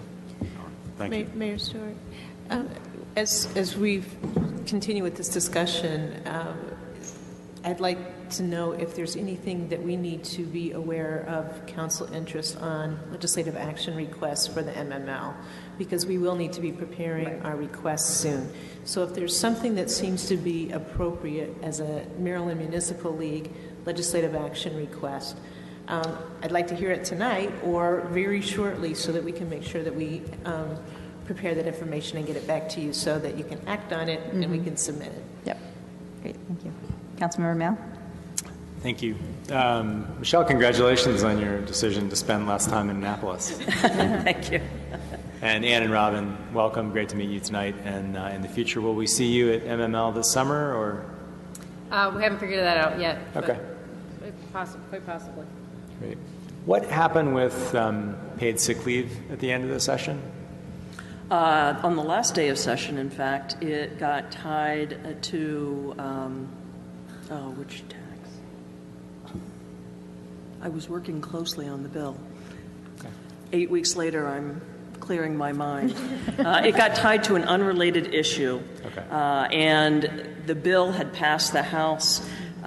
There were not the votes in the Senate committee and the Finance committee to bring the bill out without it being heavily amended on the last day. The issue was really that time had run out, and the committee felt that they needed their time to do the work on the bill.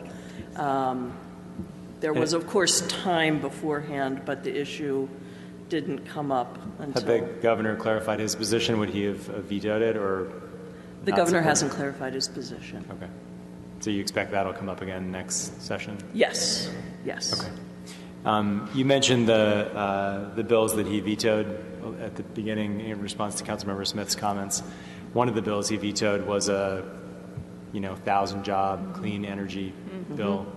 And if there's anything the city can do to encourage our delegation to support trying to do a veto override at the beginning of the session, then I would fully support that. I imagine it's something harder to get MML to do, but if we can do that with our delegation, that would be wonderful. And then just a sort of a broader comment to all of you, which is that we have 2 newish members of our delegation. Will likely lose one of the 4 to a wonderful opportunity in November. I find myself in a little bit of a catch-22 sometimes in really wanting, and I'll say it bluntly, to make them work hard for their jobs and to challenge them to do hard things. I think there's not necessarily always a lot of attention on everything that goes on in Annapolis, and there's lots of bills that get introduced that don't go anywhere. And so really wanting to challenge our delegation to work hard on issues that are hard on our behalf, whether that's new money for New Hampshire Avenue or for studies, economic evaluations for the hospital campus, or things that are more about public policy and principle. But it's not always clear to me what we should be asking, where the opportunities are, what would be a step beyond, or even on amendments to proposals that are likely to come up, what would be a step beyond that we'd want to get our delegation to pursue. And so it's helpful to have your feedback, not just when we get together in these meetings, but at any opportunity, if there are things that we can do to make Delegate Moon and Delegate Smith and Delegate Hickson and Senator Raskin to push them to deliver for us on things that may not already be obvious. So I just welcome those suggestions. You all are in Annapolis all the time, and so have an idea of what some of those things might be, of what other state legislatures are doing or not doing, and where the unique circumstances in Maryland create some space for us to pursue something, and the unique circumstances of being Tacoma Park create some space for us to do stuff that may not otherwise be coming up. Thank you. Great. I had a question. As you probably know, in Tacoma Park, we're discussing changing the date of our elections to coincide with state and federal elections, and we've already run into the barrier of probably not being on the same ballot. Do you see, is there anything that was either moving in the last session or might be coming up in this upcoming session that would facilitate us in the future being able to more easily, if we go down this path, combine our elections? I don't know yet of anything for the next session. Most folks are still recovering from this past one. It was pretty brutal.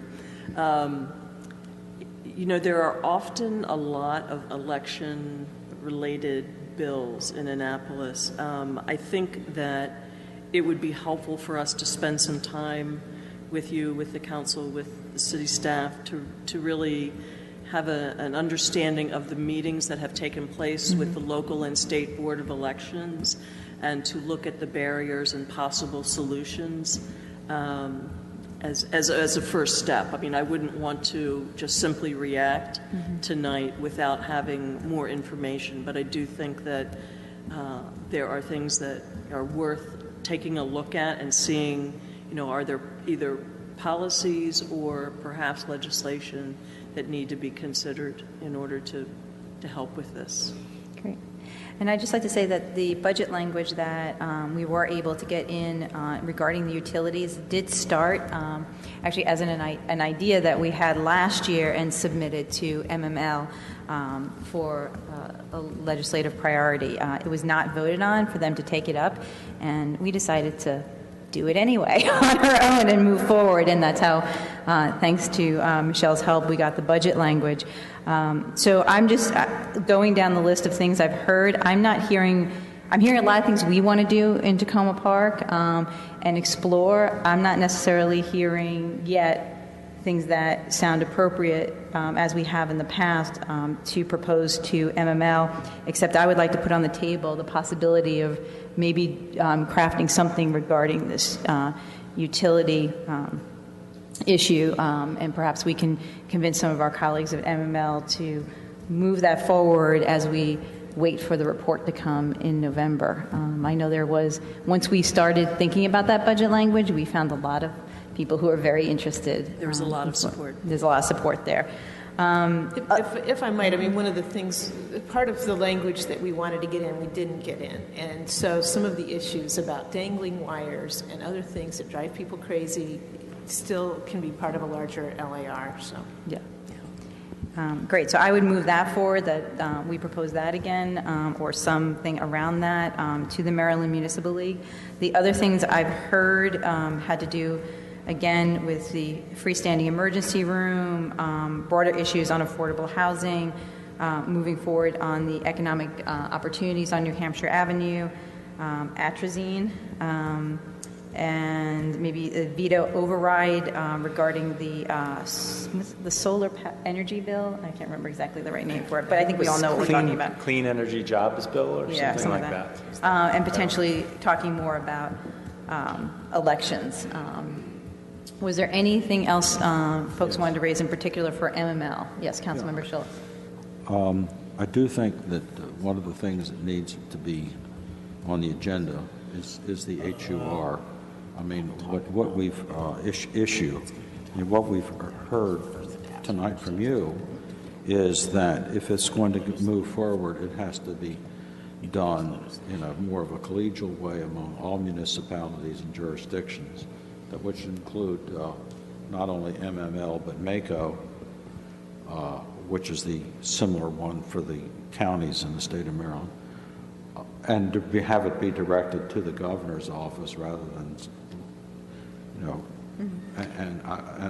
so it may not be a legislative issue. Right. Yeah, I had put it in a separate category. I'm sorry. But it's still something that the MML needs to be. Really, it could be the critical linchpin to pulling it together, to be able to figure out how to best have a meeting of minds with the governor. I'm struck by the fact that Governor Hogan came into office very much concerned about moving past the possibility of abandoning the purple line in here and the red line in Baltimore in favor of roads, and he ended up keeping the purple line in the city, in the state budget, but he had a strong inclination to be spending state taxpayers' money on roads, and that's what HUR is about. So I think he may be the soft target for us. Councilmember Smith, sorry.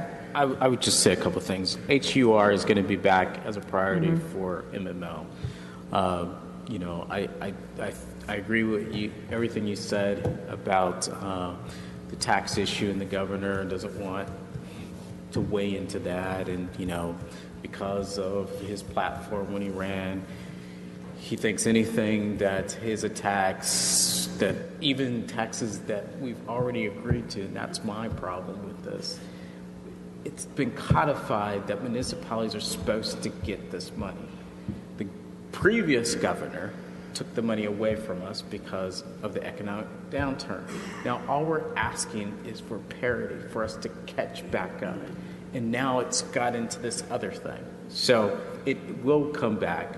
I don't know if it's going to pass. It's probably right now 50-50, but MML Legislative Committee, Candace Donahue, is going to fight once again for us on this.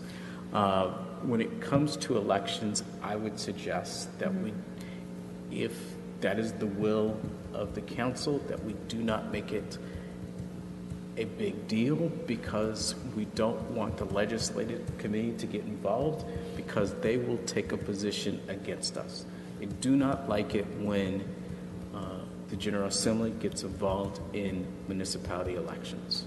So I just want to put Yeah, I had that in the category of like Tacoma Park specific. I was doing 2 categories, Tacoma Park specific, because it sounded like we had about 6 things on that list that we want to just do as Tacoma Park, and then what we wanted to put forward from MML. And I had that, something akin to what we did last time on utilities, and if we want to add again to highway user revenue, or just assume MML is going to take that up again. The other thing I think that we should be a priority for us is figuring out what we're going to do with body cameras and the data, all the video. Last year, there was legislation behind that. That failed, of course, but I think that is a priority, especially with the PIAs. How do municipalities deal with this, especially the smaller ones that do not have the money to maintain the data? So I think that would be a good priority for us. Okay. All right. We will take this up again on June 22nd. However, before that, it would be excellent if you have an issue or take some time to think about it and send it around to all of us and the city staff. So if it's something we need to explore further, we can get the information from our great lobbyist in Annapolis and from our staff. And I just want to say thank you. Thank you for coming and hitting the road with us tonight. Yeah. Thank you. Thank you very much. It's great to be here. Look forward to working together. All right, our next work session, we are going to move on now to our discussion of a follow-up to the community conversation we had on affordable housing. And I'm going to turn this over to Ms. Daines.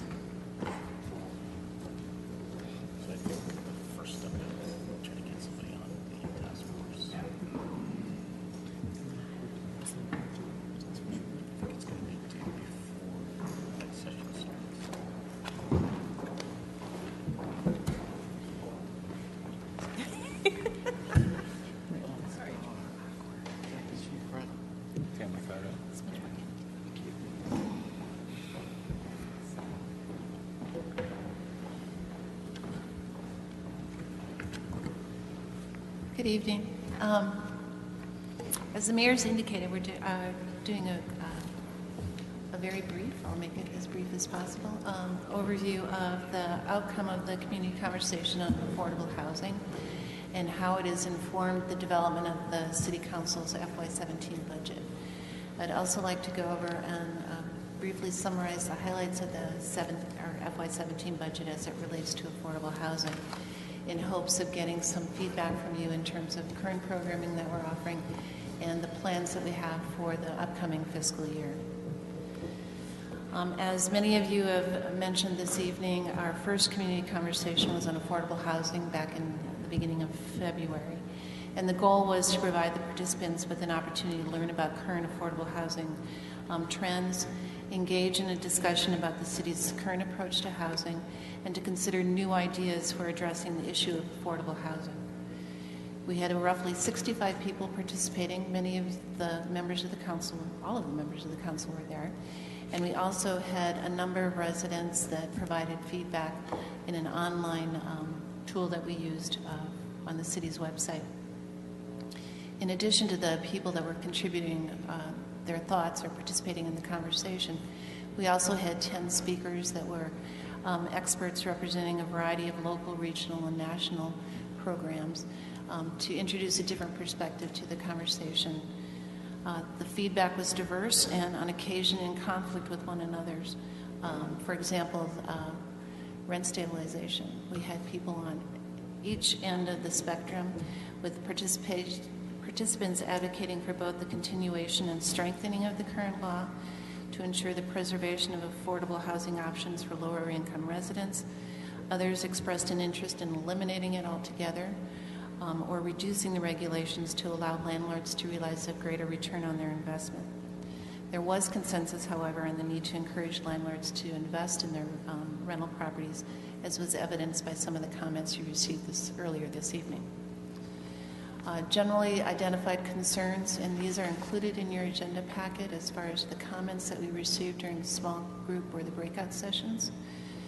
People, and these are just a sampling of the concerns that were identified. Overcrowding, a lack of turnover in the individual apartments or units. As an aside, Tacoma Park has the lowest turnover rate in the county as far as rental housing. Deteriorating condition of local rental facilities and the increasing cost of both home ownership and just the impact of housing costs on residents, including property taxes, insurance, etc. There was an interest expressed in a variety of topics or new approaches to providing affordable housing, including reducing regulations governing smaller rental properties, increasing availability and diversity of housing stock, and this would include the tiny houses or the accessory apartments, group houses you could include in that mix as well. There was also an interest in providing financial assistance to offset the cost of housing or to promote investment on the part of the private property owners. Again, a timely topic today. People advocated for increasing lobbying efforts on the city, part of the city council, both from a financial perspective, but also from a legislative perspective in terms of providing greater protection of tenants of all ages and abilities. One of the gentlemen that spoke during the public comment period mentioned retaliatory evictions. It's governed by the state legislation. And then also a great interest in promoting higher density, mixed use, and housing development along the New Hampshire Avenue corridor. While there was no single consensus reached, the input provided during that conversation supported the council's interest in further defining what is meant by affordable housing and how we can take a more proactive role in the development and preservation of diverse housing options for community residents. So essentially, the feedback that was gathered during this community conversation informed much of what was planned for the upcoming fiscal year. And rather than go through the whole slew of programs and projects that are proposed, I just wanted to touch on a couple of them. It's subtle, but it's going to be impacted, will be the restructuring of the Housing and Community Development Department effective July 1st. What we'll be doing is we'll be taking 4 divisions, combining them into a single division called Housing and Community Services, which will allow us to provide a more focused and proactive approach to providing affordable housing and related services to community residents. We're also going to be continuing many of the programs that were mentioned earlier this evening as an ongoing effort to encourage diverse housing opportunities and affordable housing opportunities in the community. We have a rental housing licensing and inspection program. Rent stabilization will continue. We will also be doing ongoing landlord and tenant mediation, the tenant organizing and capacity building program that Vinita referenced in her comments will be continuing in FY17. And then we also have our first-time homebuyer workshops that we offer on an ongoing basis, as well as the emergency assistance program that helps people like the woman who mentioned her current housing status. What's new in FY17 is the vacant and distressed property registry that was recently adopted by the City Council that goes into effect on July 1st. We are in the process of going through our long list of properties that we monitor to see which of those would be required to be registered under the current or the new legislation, and are working on getting a database developed so we can accept those applications online. It's doing all the background work that you need to get things going. Our hope is to have everyone notified in the next 2 weeks so that they can get the heads up that they need to register. And we'll be taking it from there as far as notifying those that do not register in a timely manner, doing all the bad enforcement stuff. We've also are looking at expanding our grant program as far as the services that we provide, and then 2 new activities that are planned that are fairly significant. One is the development or the undertaking of an affordable housing strategic plan, and I've included in your agenda materials just sort of a summary of what that would involve, the benefits of it, what's kind of the general elements that we see being included in the plans, and possible recommendations that may come out of that strategic plan. It includes many of the recommendations or the comments that were gathered during the community conversation process, and hopefully we'll be able to finish, or we will finish that up towards the end of the fiscal year, and the recommendations from that strategic plan will then guide the other new initiative that's been funded for FY17 is the Housing Reserve or Housing Trust Fund. I have also included in your packet an informational sheet on just housing funds in general, in terms of what they're typically used for, how they're traditionally funded, the importance of recapitalizing it on a regular basis, and that is pretty much it. So it's a quick and dirty overview of the community conversation on affordable housing and how it has impacted and informed the Council's actions for this upcoming year. So if you have any questions or feedback in terms of what's planned, that would be greatly appreciated. Okay. If other people need the packet. Great. Would you like mine? As long as you didn't ask me any questions. Great. Would anyone like to kick us off? Councilmember Siemens? Thank you, Mayor. I just wanted to follow up on the comments made by Ms. Myers earlier this evening, and I thank the chair and the work they put in, the meetings they held on this, and I would just like to say that I support in general the recommendations made by chair. I think there are a lot of details in each of those that need to be worked out, but in general, I support those. There are 2 key changes that I think that we should discuss and consider. One was the last one that Ms. Myers brought up, and that is exploring why properties have deteriorated, and not all properties obviously, but some properties have deteriorated to the great extent that they have with kind of the infrastructure of the buildings falling into horrible disrepair when we're doing annual inspections. And I have an opinion that it's because we're not inspecting those particular items, but we're inspecting more just the units themselves and not the building. But I think it's something that we should understand, and maybe something that we should be inspecting on our, from year to year, so that the buildings don't get into the condition where we have to start forgiving taxes to get someone to buy them. And then the other one was brought up by another gentleman this evening, and that is the retaliatory evictions. And as Ms. Dane said earlier, that is something that's regulated by the state. But I think a Tacoma Park solution is that people cannot be removed from an apartment except with cause, or if the unit's removed from the market. Again, there would have to be details worked out for the specific legislation to make that work. But if someone is not paying their rent or damaging the building, or in some other way not being a good tenant, we would certainly understand they're being removed. But for someone to have a home where they're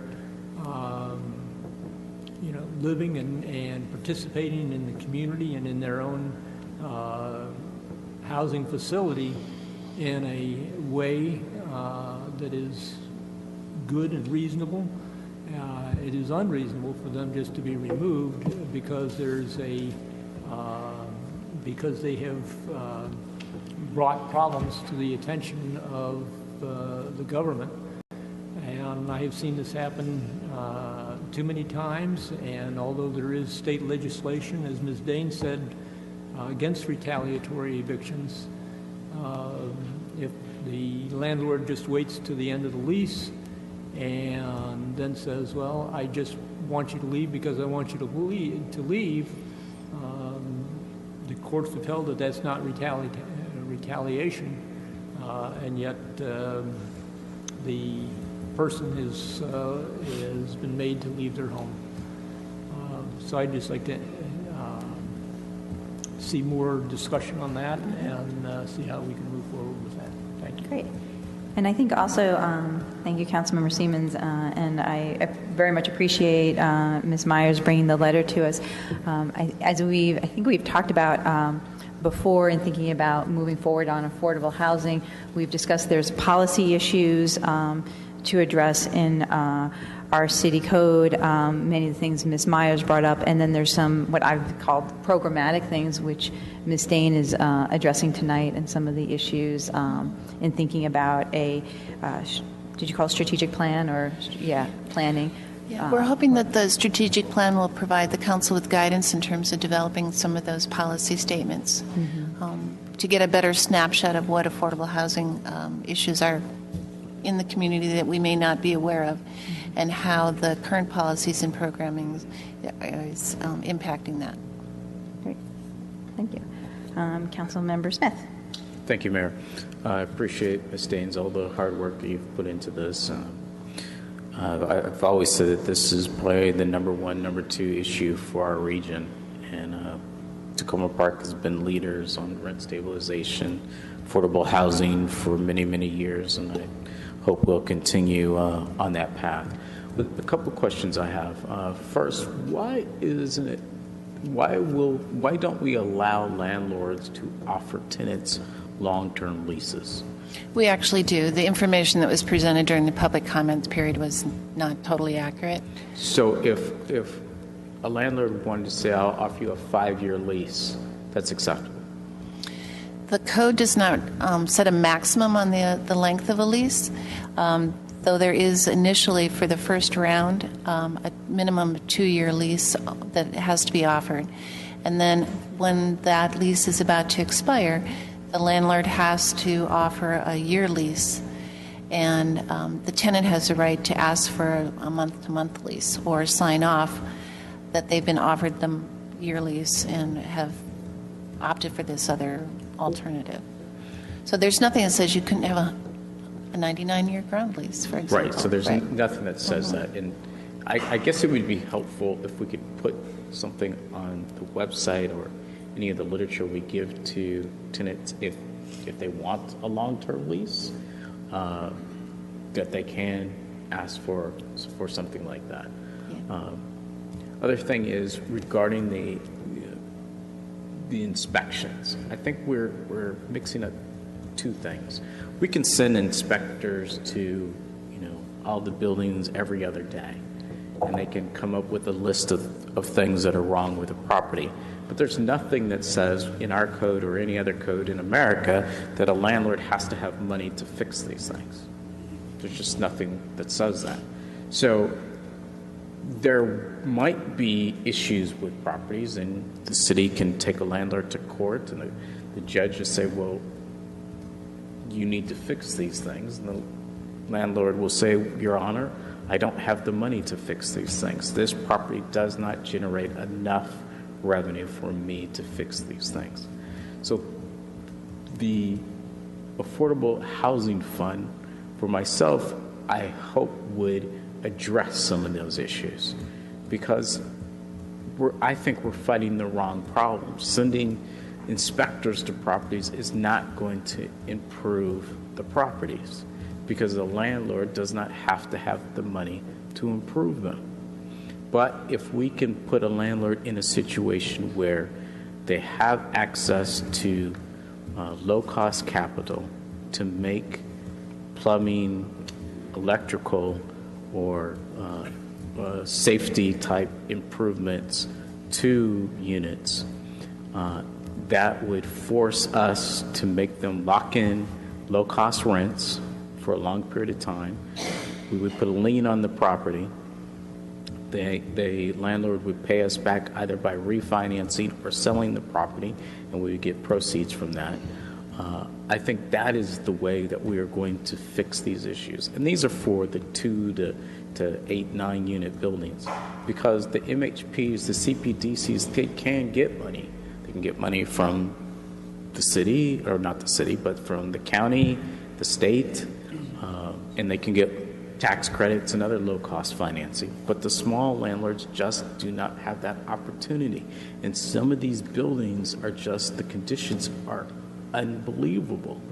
I think what happened at New Hampshire Towers is a wake-up call for the city to look at all of our housing stock and to see ways that we can make sure that the quality using actual money that we provide is at a level that is comparable to someone that might live in an MHP-owned property. So I think that that's one aspect. I think that we should use the housing fund. Another aspect is, how do we transition people that want to go from living in an apartment to some type of ownership? And that ownership does not have to specifically be fee simple a house. It could be a condominium. I don't know, but we should be able to provide an option for residents. And some of these blighted, abandoned properties may be opportunities for us, maybe working with Habitat for Humanity, the city coming in, you know, I hate to use the word eminent domain, some of my colleagues don't like, that the city takes these properties, gets them fixed up, and offers maybe 50%, 40% of the down payment, finds a way to get long-term inexpensive financing for some of these properties, but give tenants an option. Because I hear over and over that people want to buy something. They want the chance to buy something. And we don't have a lot of condominium projects in the city. And single-family houses are off the table for most people that are living in apartments. So those are the two things that I would like to see done with the housing fund immediately. And then finally, down the road, when we can bring a lot more money into the fund, we need to find a way to bend the cost curve of rents for residents that are living in maybe an MHP or a CPDC-owned building when they first come in and they have to raise the rent so that they can pay for their financing.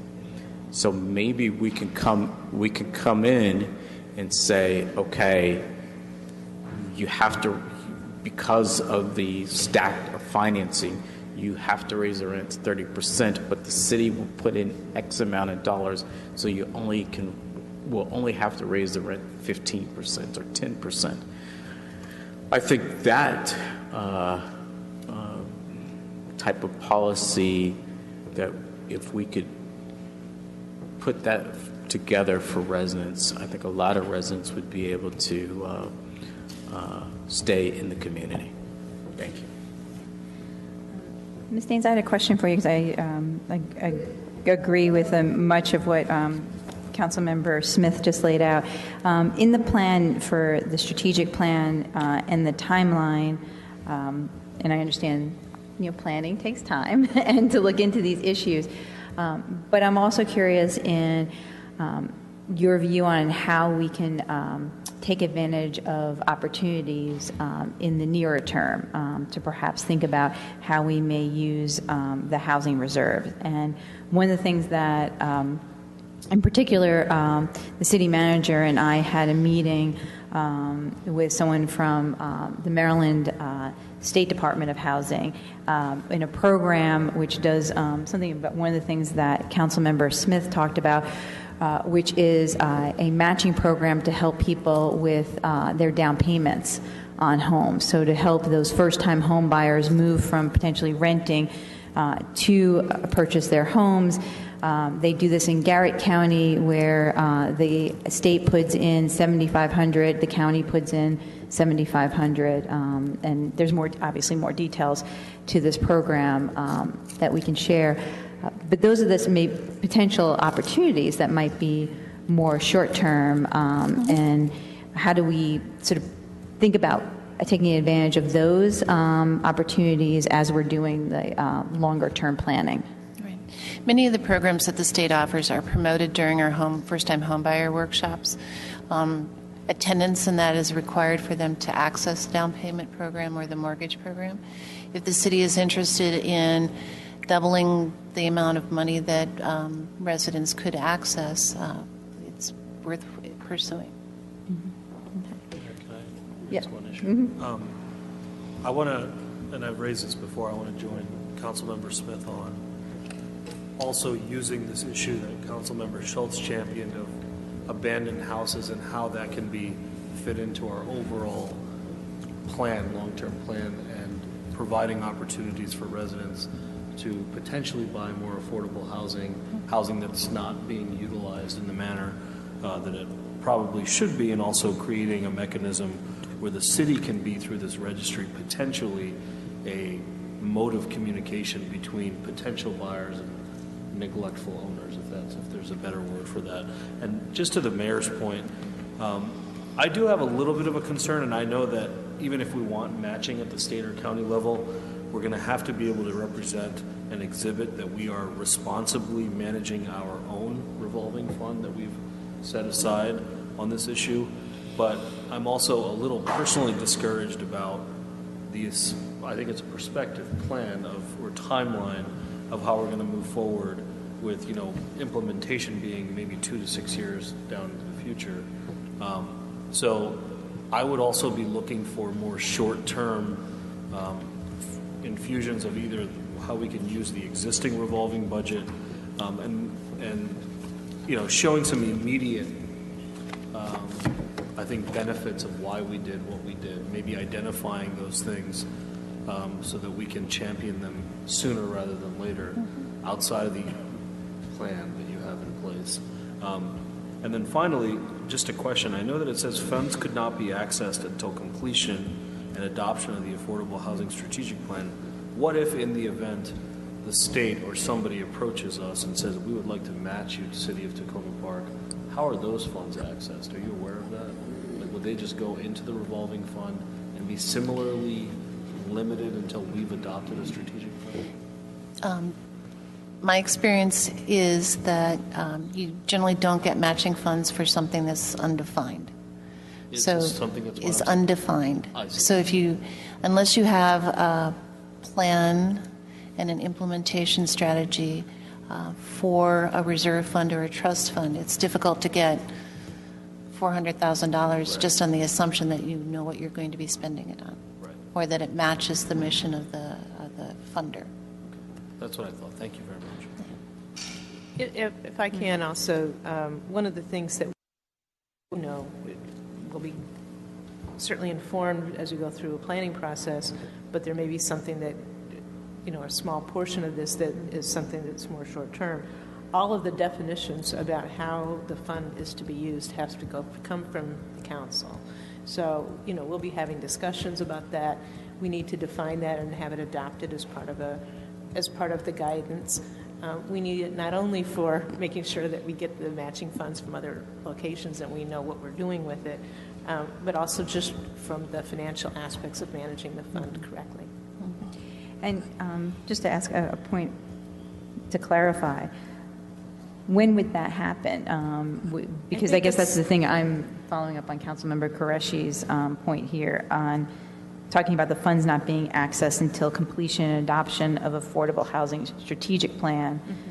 But if that takes a year, like, would we structure and think about defining the housing reserve sooner than that, or? I think we have to talk a little bit about it. There may be a section that we want to wall off for a different kind of thing. Right. I mean, my personal interest is in using the funds to have the greatest impact on the greatest number of people. So that's what I'm hoping, that by doing the strategic plan, we get a good analysis of what we already have in place. Are there simple regulatory changes that could be made that would benefit both homeowners and renters? Are there programs that we can access, programs that we can leverage for types of housing that's appropriate, rather than just go through and identify a list of ways we could spend money without necessarily knowing if that's what we're going to get the biggest bang for our buck, if you will, in terms of need. Part of the strategic plan will include not only a review of what we've got, but also looking at different programs that we can access, but a lot of resources that we already have in place in the community.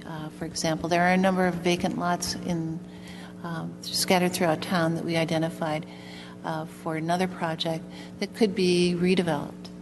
The vacant and property registry.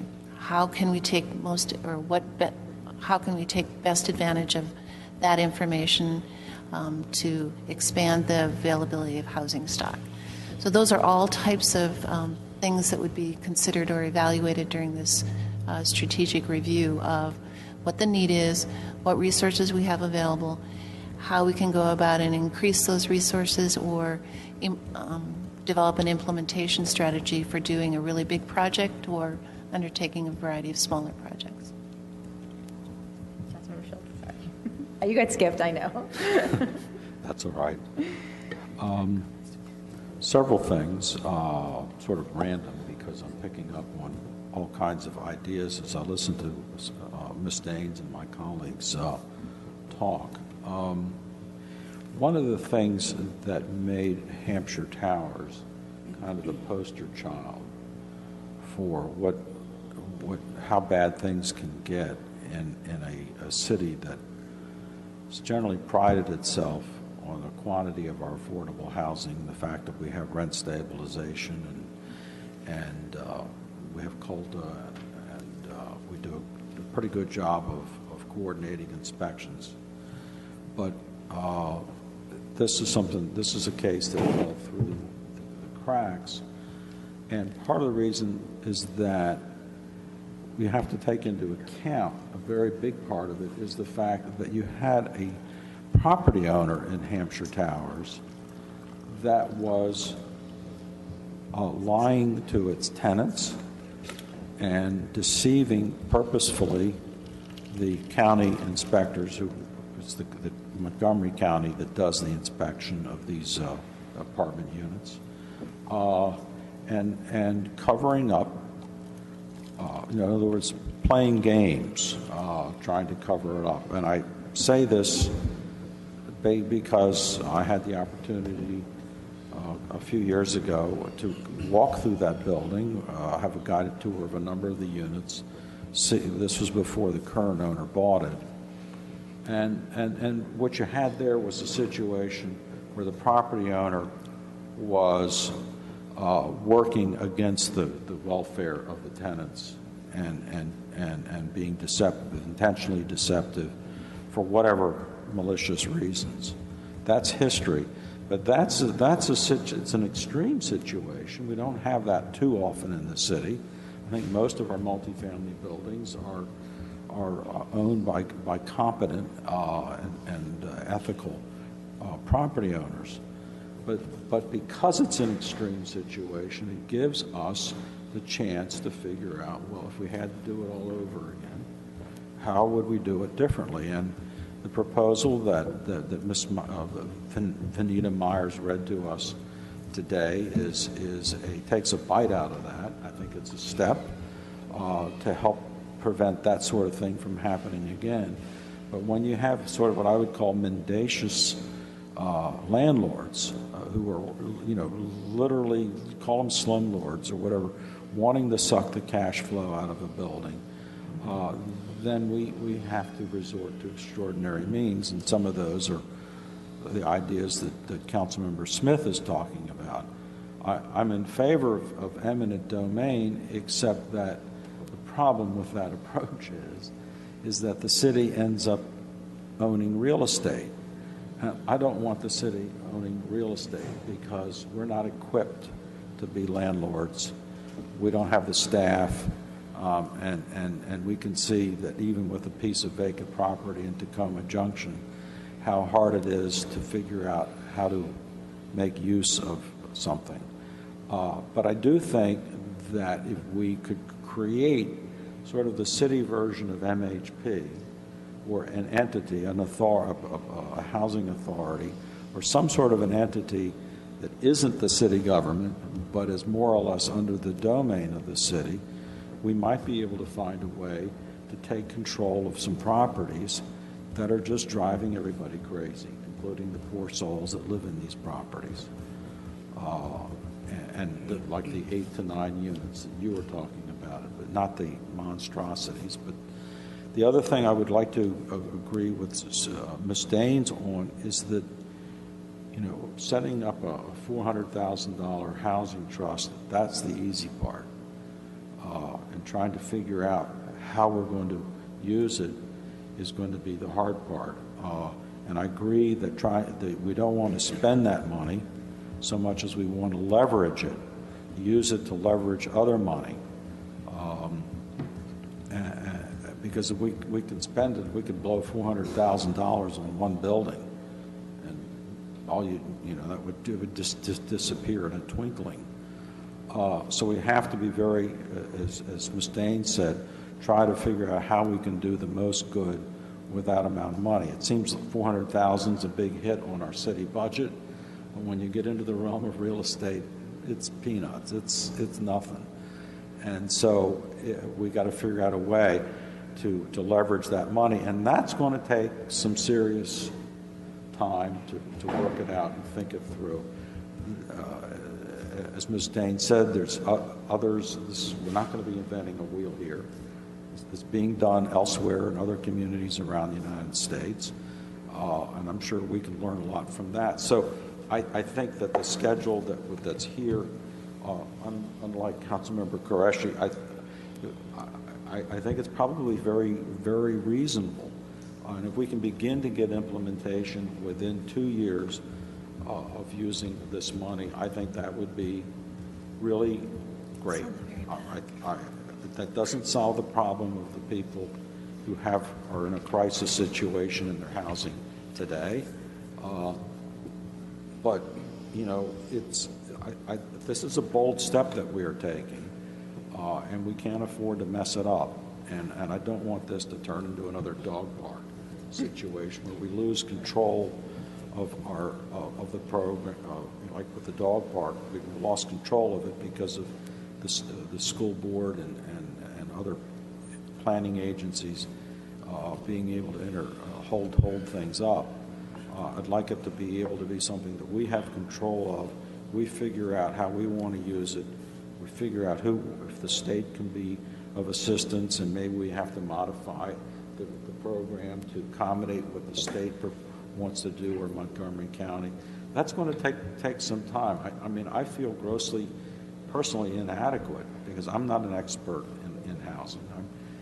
I know I'm smart about some things, but I'm pretty ignorant about a lot of things. And this is affordable housing is certainly one where I know there's other people sitting up here, I was going to say on the dais, but we're on a gym floor, who know more about this subject than I do. So I'll leave it at that. Councilmember Mill. Thank you. Ms. Daines, you mentioned that the rental housing in Tacoma Park has the lowest turnover of county jurisdictions. State, what was the county? Yeah. Every year or 2 years, Montgomery County goes through and collects data on the available rental properties in the throughout the county and includes some of the larger buildings in Tacoma Park. And if you look at the information that's included in that report, it breaks it out by jurisdiction. And one of the data points that they report on is the turnover. So how frequently an individual unit may turn over, a new tenant moves in, someone moves out. And we are on the bottom of that list, or we have been historically. So if you go to some of the properties, Hampshire Towers, for example, many of those people have been living there for a very long time. Yeah, that's right. This is related to Councilmember Schultz's comments just now. I think it'd be really helpful to have a slide deck, either that you prepare for us or that could even cycle on City TV at times. It shows some just basic data about housing in Tacoma Park. So that would be one data point, the turnover compared to It's a great other idea. properties. There may be some relevant data from cheer reports. I know certainly that they had done a report on comparable prices for similar sized units in the city versus nearby that suggested a very significant benefit of rent control. That would be another data point. A third one would be, and I wonder if you could get this data, the number of houses or distribution maybe by ward of houses in the city for properties that were acquired for $100,000 or $50,000. That's in some way a basis that shows the people that are living in places that are probably worth way, way more, single-family homes that are worth way, way more today than they were when they were purchased, and people whose income may be most challenged by the property taxes or other issues. So just trying to get it, anyway, I'm giving examples, but essentially something that shows the sort of base of housing space that we're concerned about, the things that are unique to the city. They just really serve as a touchstone and a reminder for us on sort of what are some of the most important pieces of the puzzle we're trying to solve. So that's our first comment. The second is that my goals when we had the budget conversation were not to, by making this a reserve, slow it down. It was just to make sure that if we didn't go fast, that we wouldn't lose the money. So I'd rather see us spend $400,000 this year, and I'll just say, even if it's not on the absolute best super duper top thing in the world, and then put another $400,000 in the fund next year. And so just to use as an example, we have probably every year, every 2 years, put money into payment in lieu of taxes kind of funds for given property taxes. We've just done that based on whoever asked. We didn't have a plan other than we'd done it before and someone asked for it. So that's an example of something we did on more or less an ad hoc basis that's costly and I think worth doing. I'm not saying we should keep doing that. I'm not advocating for that piece, but I think that we as council need to challenge ourselves with what we know, what we think we might want to pursue that might cost $20,000 or might cost $40,000 or might cost $100,000. Some of it might have a match, some of it might not have a match. But if we can start getting money spent at the same time that we're doing strategic planning to set ourselves up for another $400,000 next year and another $400,000 the year after that, that's what I'd rather be doing. But I do think that comes that decision making and the sense of which priorities, because housing is a massive space to deal with. We have to do that. We can't just rest on staff doing that. They don't have enough direction from us, I think, to be able to work in that space. So I'm interested. I think this is, to Councilmember Krishy's initial point, moving faster if we can. I just wanted to make that comment. Thank you. Great. I'm sorry, just one more comment, which is a point that was made in the beginning about Vinita Myers' letter and Cheer's letter on a couple of policy issues. I'm supportive of action on those. Okay. Great. Ms. Daines, do you have any questions or follow-up? If the council is interested in spending $400,000 in one fell swoop, I'm sure MHP would be interested over at Hillwood Manor because they have a lot of work to do. And I'm not sure they're getting much funding at this point in time. I don't believe they're getting a whole lot of, I shouldn't say that, I don't know for sure. But there are ways to spend it down in one project in a week and a half.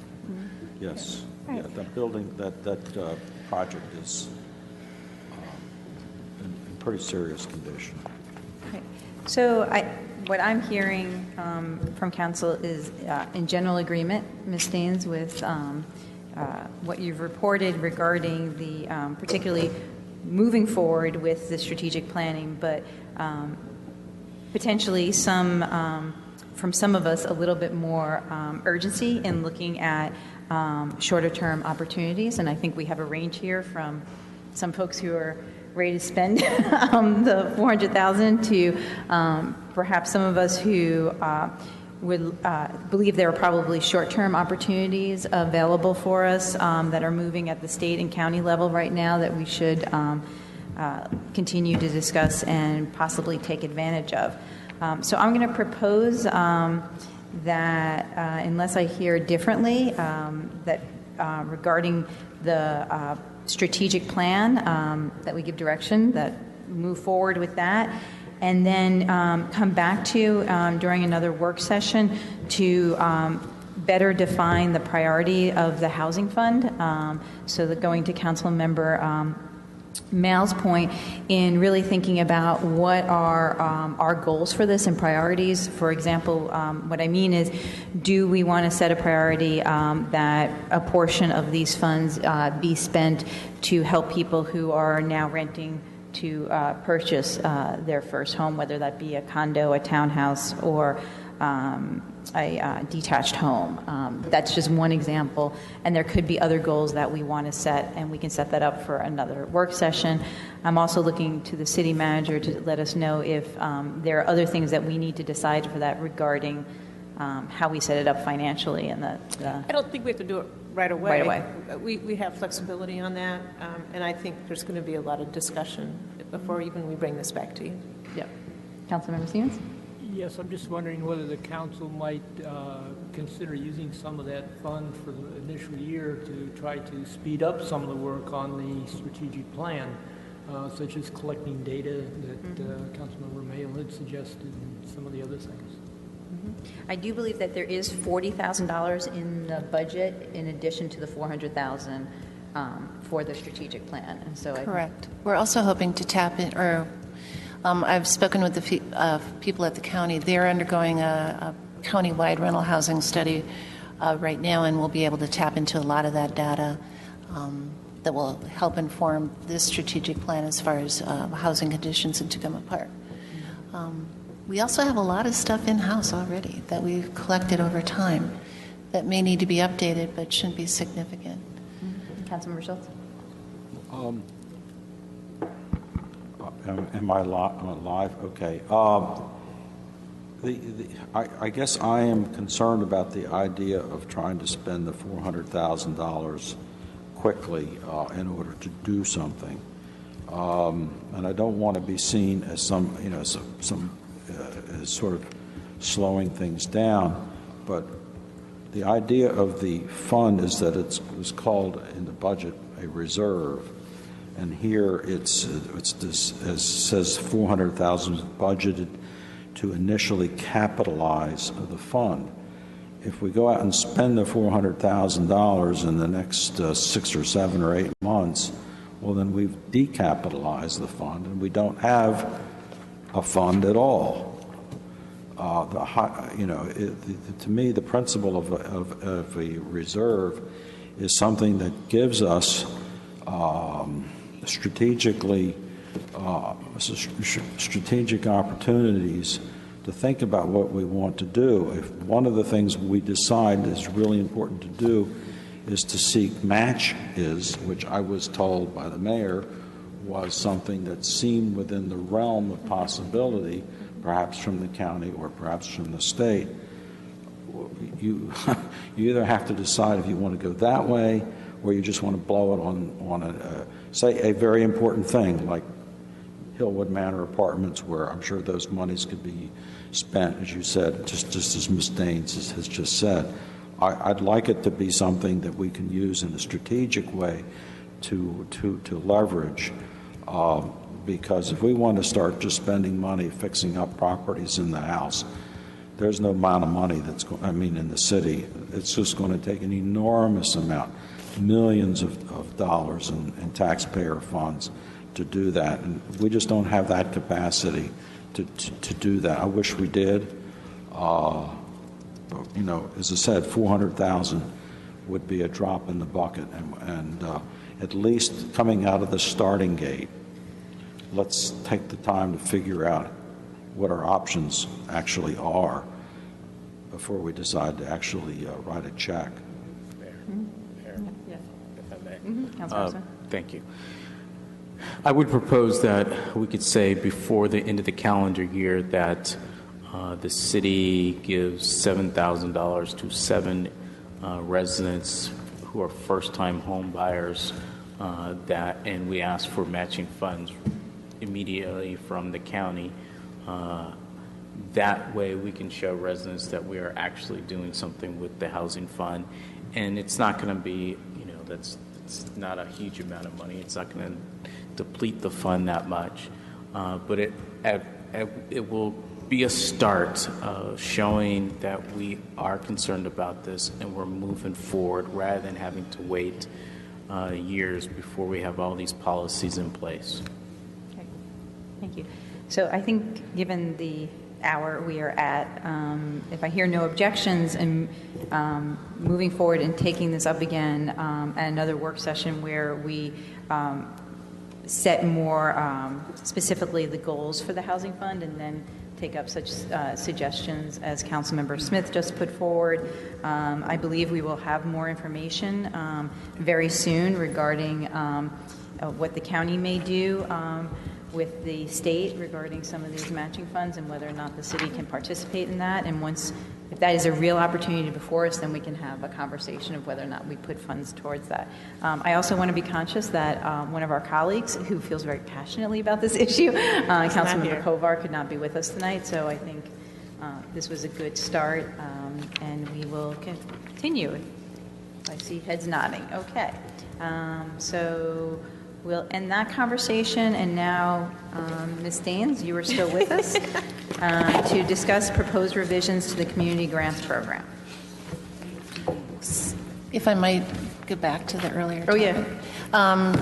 If you have constituents within your ward that are looking at exploring the possibility of purchasing a property, preferably in Tacoma Park, we will be offering the first-time homebuyer workshop at the Community Center on Saturday, June 25th.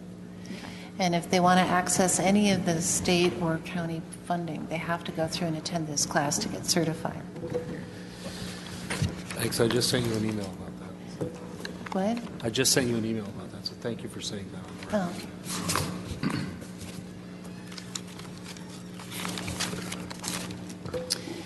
The grants program.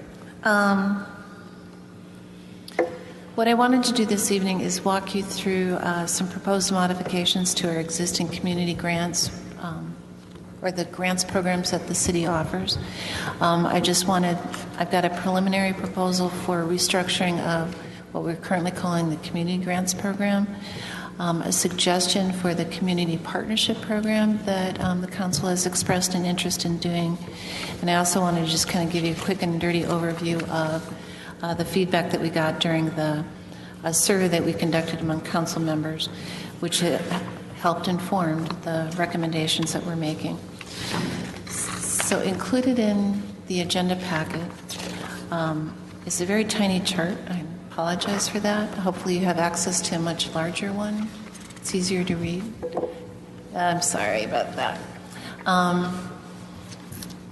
So trust me when I tell you what it says. How's that sound? It also includes a summary of the council survey.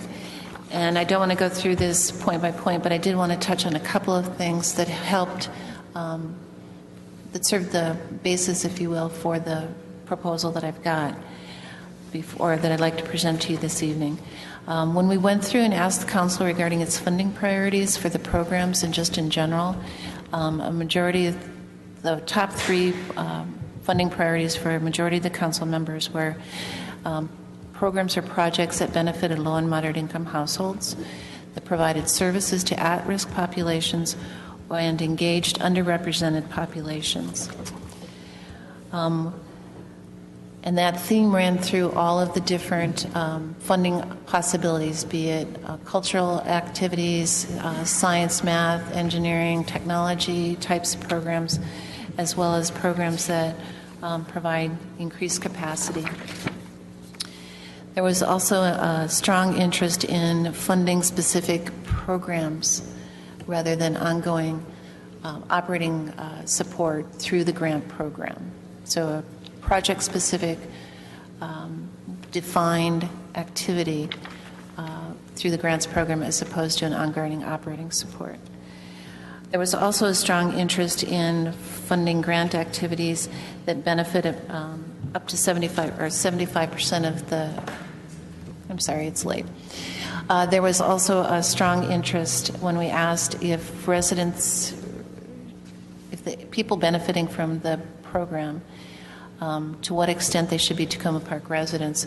A majority of the folks advocated for 75% of the program participants being actual residents. So that was taken into consideration with the restructuring of the programs. And a majority of you indicated that you didn't really want to see any match requirements. We've incorporated that within the Community Partnership Program. And along those same lines, there was an interest in providing up to 3 years funding for activities that were identified by the Council. So we took that information, and based on our experience in managing several of these grants over the last couple of years, we have a couple of recommendations. I've included within the recommendations our Community Development Block Grant Program. This is a program that the city receives allocation from the county on an annual basis, and it's tied to its low and moderate income population. The amount of money that we receive is dropping based on formulas at HUD and reflects their budget as well. Historically, we've used those funds for both capital projects and for what they call community or public service projects. Not more than 15% of that allocation can be focused on those public service projects. That would be like the food bank, et cetera. The amount of applicants that we have been receiving for that fairly small amount has been dwindling over years. And the people that have received funding are having challenges documenting the low and moderate income benefit of the program participants. I can't just take your word for it that you live in Tacoma Park and that you meet the household income limits that are established by the federal government. So one of the ongoing challenges is there's a lot of paperwork involved for a grant that may be $5,000 or $10,000. It's not worth it. So recognizing that, what we're recommending, or what I'm recommending, is that we focus all of the community development block grant funds on capital projects. They are targeted towards low and moderate income neighborhoods or census groups that are defined by HUD. The ease in terms of documenting benefits, the beneficiaries, is greatly reduced. And while there are additional regulations regarding how funds can be used for capital projects, it's generally much more straightforward than we see with the public service projects. People that also get capital projects tend to be larger and have more institutional capacity to handle a construction project. So what we're proposing to do is to, rather than split the pie up into all these tiny little pieces for the block grant funds, focus that particular grant program solely on capital projects. Solicit applications and see what shakes out. A worst case scenario, the city could continue to use those funds for ongoing program. For example, right now the facade easement program is funded through the capital component of the CDBG program, and we're also investing block grant funds in the Flower Avenue Green Street project.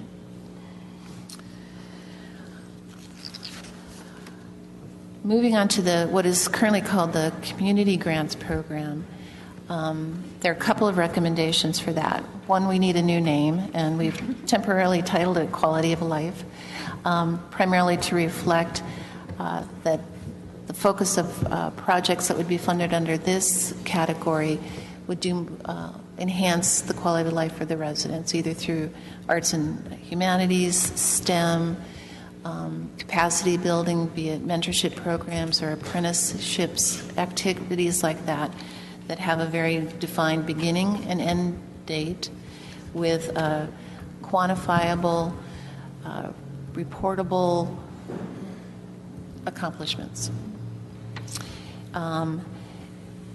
with the grants awarded on a competitive basis, similar to what we currently use for the community grants program, with it reviewed by the Grants Review Committee with the recommendations going before the City Council, with a minimum grant of $5,000 up to $10,000. We'd like to include or are recommending that there still be a dollar-for-dollar match requirement for this. Our experience has been that projects or programs that have received funding from the Community Grants Program have had no problems meeting the dollar-for-dollar match. It's often accounted for in in-kind volunteer time, as well as cash or other research, in-kind donations that are made by vendors.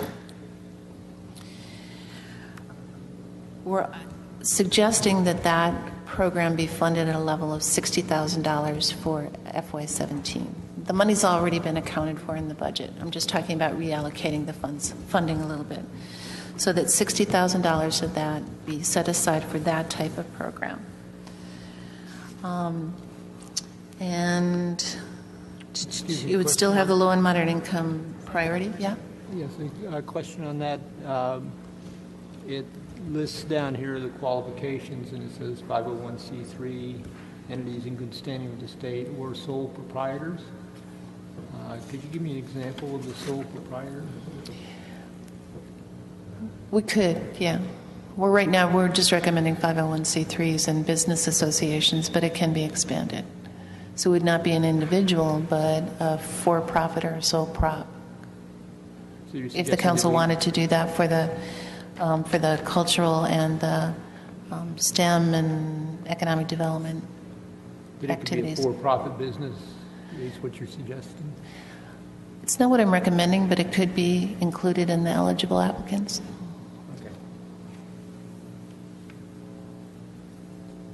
Okay.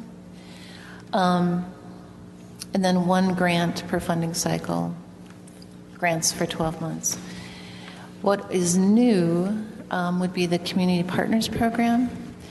And based on discussions that the council has had during the budget work sessions and other conversations, we're proposing that this be moved out of the grants program activity and then it be done more on a contract for service basis, with the focus being on programs that supplement or expand the current programming offered by the city.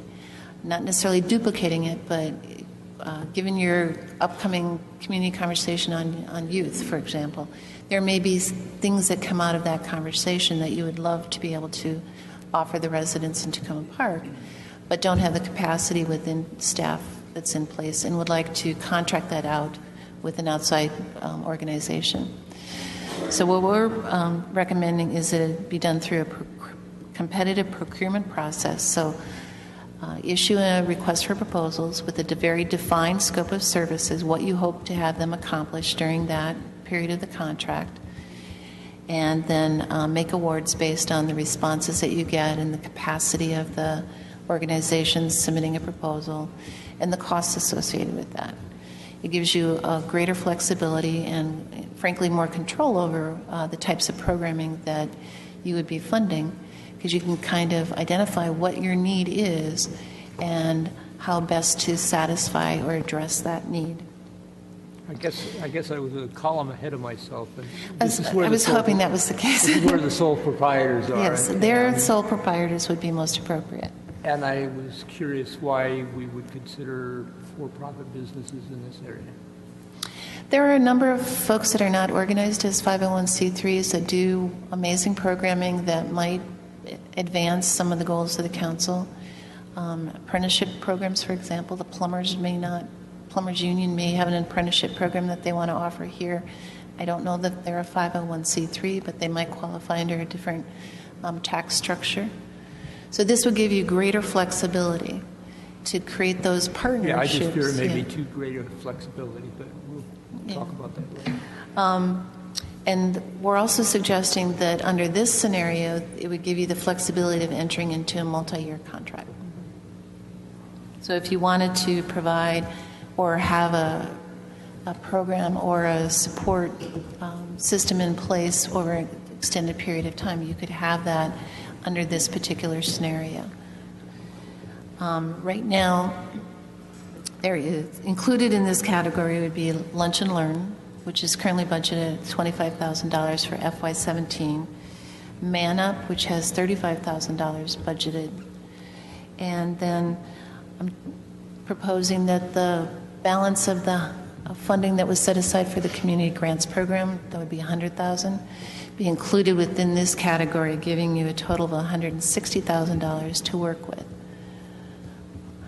Again, what it would do would be give the council greater control over the types of programming it's funding, and some assurances that you're working with organizations that have the capacity and the programming that's appropriate for your identified needs. And then in the very last column is the mini grants program. Not proposing any changes to that. It's an existing program that we contract out with the Tacoma Foundation.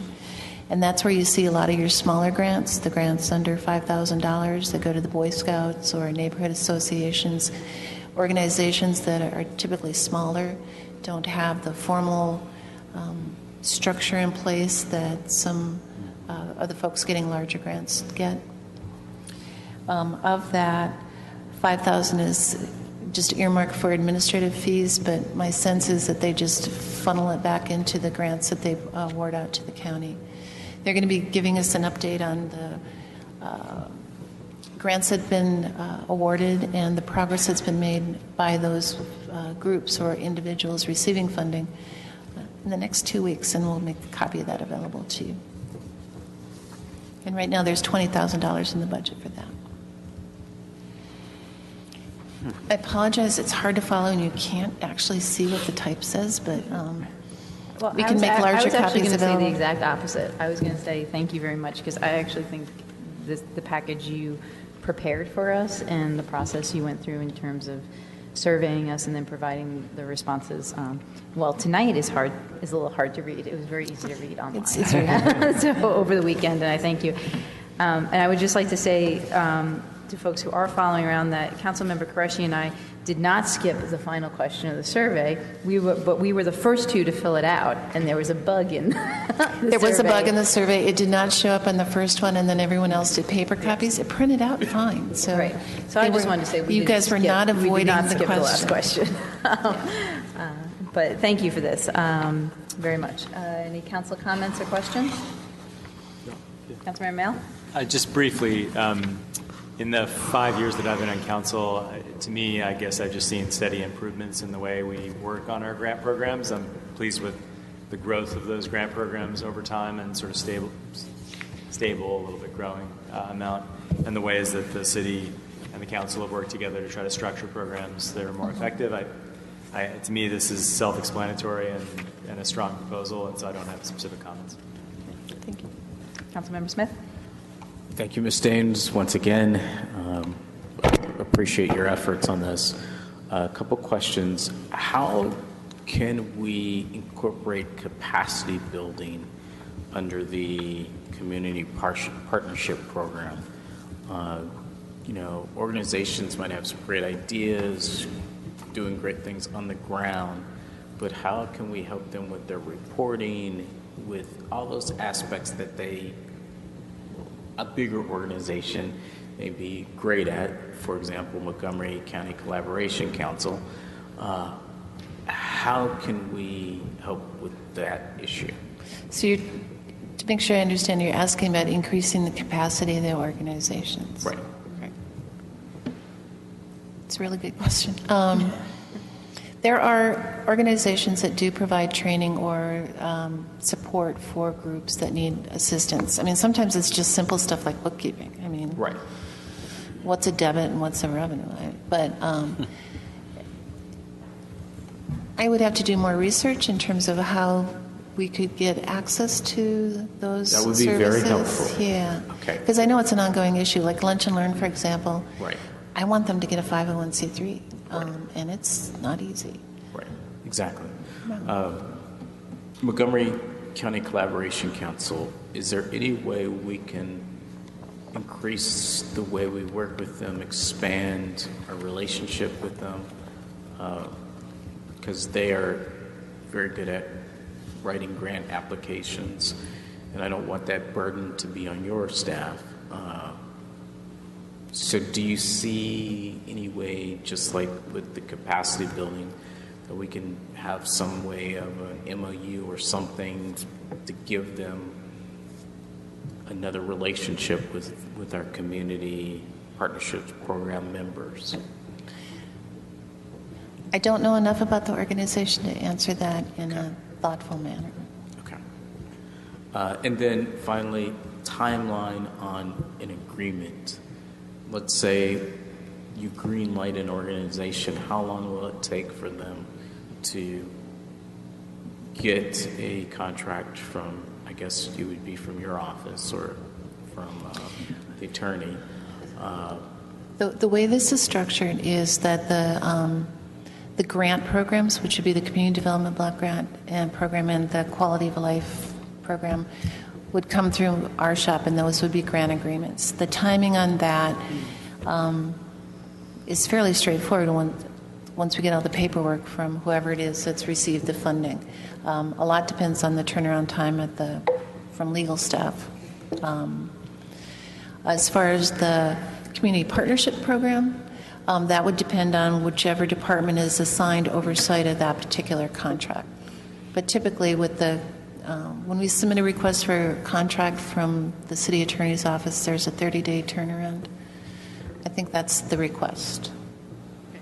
I mean, I think we're also trying to speed up the contract review process. Okay. Compared to other jurisdictions, we move pretty quickly on it. Yeah. And I was wrong. One more question. Regarding the partnership program, who is their liaison within the city? Would it be Mr. Damweber? Would it be you? Who would they work with? Again, it would depend on what because it would be structured on a competitive request for proposals basis. It would depend on how the city manager wants to structure it. But typically when we do projects like that, the department a department is assigned oversight of that particular contract. Typically, they would develop the scope of services and the work product that would be expected at the end of that contract or during the term of that contract, and they would be responsible for overseeing that the services or product that we were paying for was provided in a timely manner. So it could be... It could be me, it could be the library, it could be the recreation department, it could be Public Works with their environmental aspects. I mean, it could be the police. I mean, it just depends on what types of programming the council is interested in offering, which supplements what's already being offered by the city staff now, and that we don't have the capacity to provide. Okay. And the ACE Academy wants to provide a math tutoring program in addition to what they're doing now with reading. Would it be more appropriate for them to apply for the community grants program next fiscal year? Probably. Okay. All right. I mean, it depends on how it's structured. Okay. Yeah. Thank you. Any other comments? Councilmember Schultz? Yeah, my compliments to you. I find myself in agreement with the structure.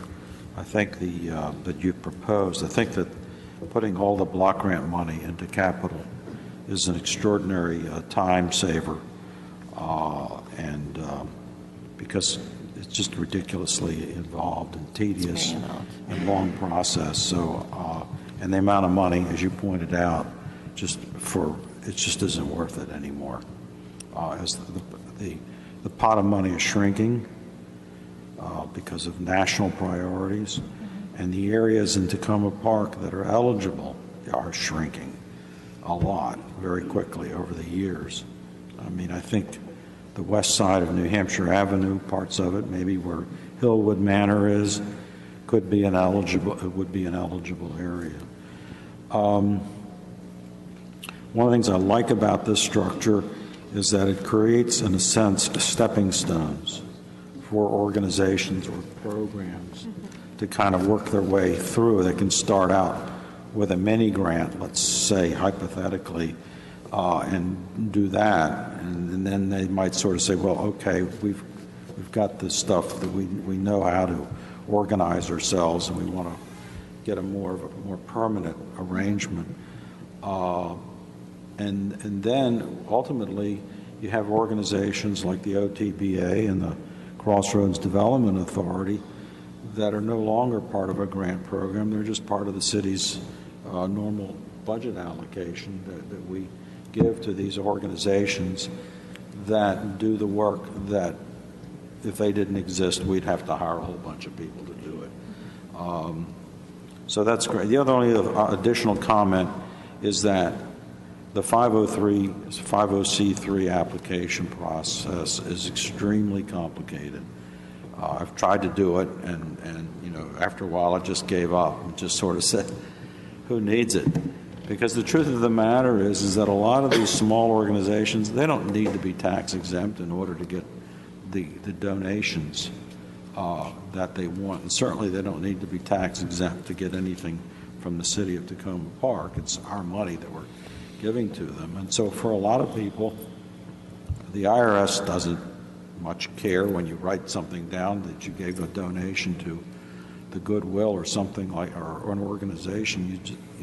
So I mean, for the very small organizations, having tax exempt status might be bragging rights, but it shouldn't really. This isn't necessarily going to improve their ability to raise money. Actually, from my perspective, it does. On two different levels. One, to access a lot of grant funds, you need to have a formal recognized status for 501c3. Otherwise, you have to work through a fiscal agent, which costs you, and you lose a little bit of control over the funding that you're counting on. Okay. So for like Lunch and Learn, for example, they have to contract out with Manup, I believe, who's serving as their fiscal agent because they aren't qualified. They don't meet the qualification requirements for the county grant. Okay. And then just personal observation is that it's a lot easier to get money from people when you can document that they can write it off on their taxes. Yeah. So it's different ways of looking at it. So if anybody knows an attorney that would be interested in donating their time to prepare the documentation, we've got a couple of folks that would be interested. Well, I think given the hour, we won't continue to sit here and tell you what terrific work you did. I think you would more appreciate us closing out this meeting. I'm checked in with my other colleagues who haven't commented, and all of us feel that this is going in the right direction. Is there anything else you need from us to move forward on this at this point? Just a date to adopt a resolution with the revised program guidelines, I would think. Because I don't think anyway, nothing right now. All right, come back to us, but thank you again for laying this out for us. I will talk to Susie. Okay. And you're comfortable with the reallocation of resources from one to the other? Yeah. Yes. Okay. Excellent. I stumbled toward you. I should have walked away instead. Part of me should have known better. Should have known better.